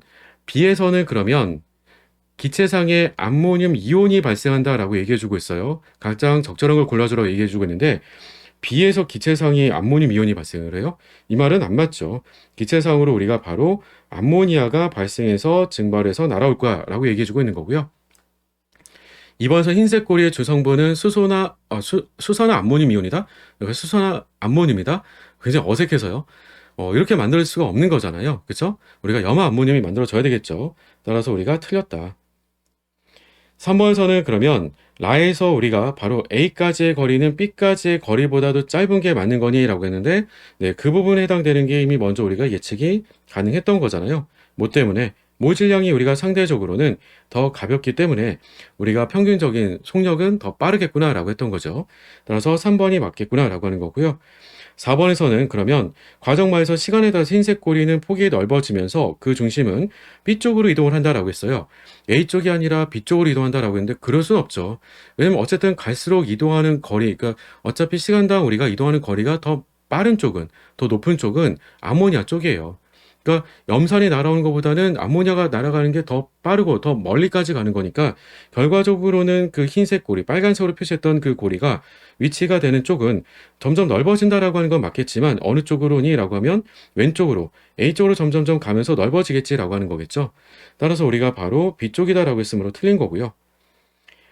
맞아, 5번에서는 그럼 바의 조건에서 흰색 고리 형성에 걸리는 시간은 감소가 된다? 그럴 수 없잖아요.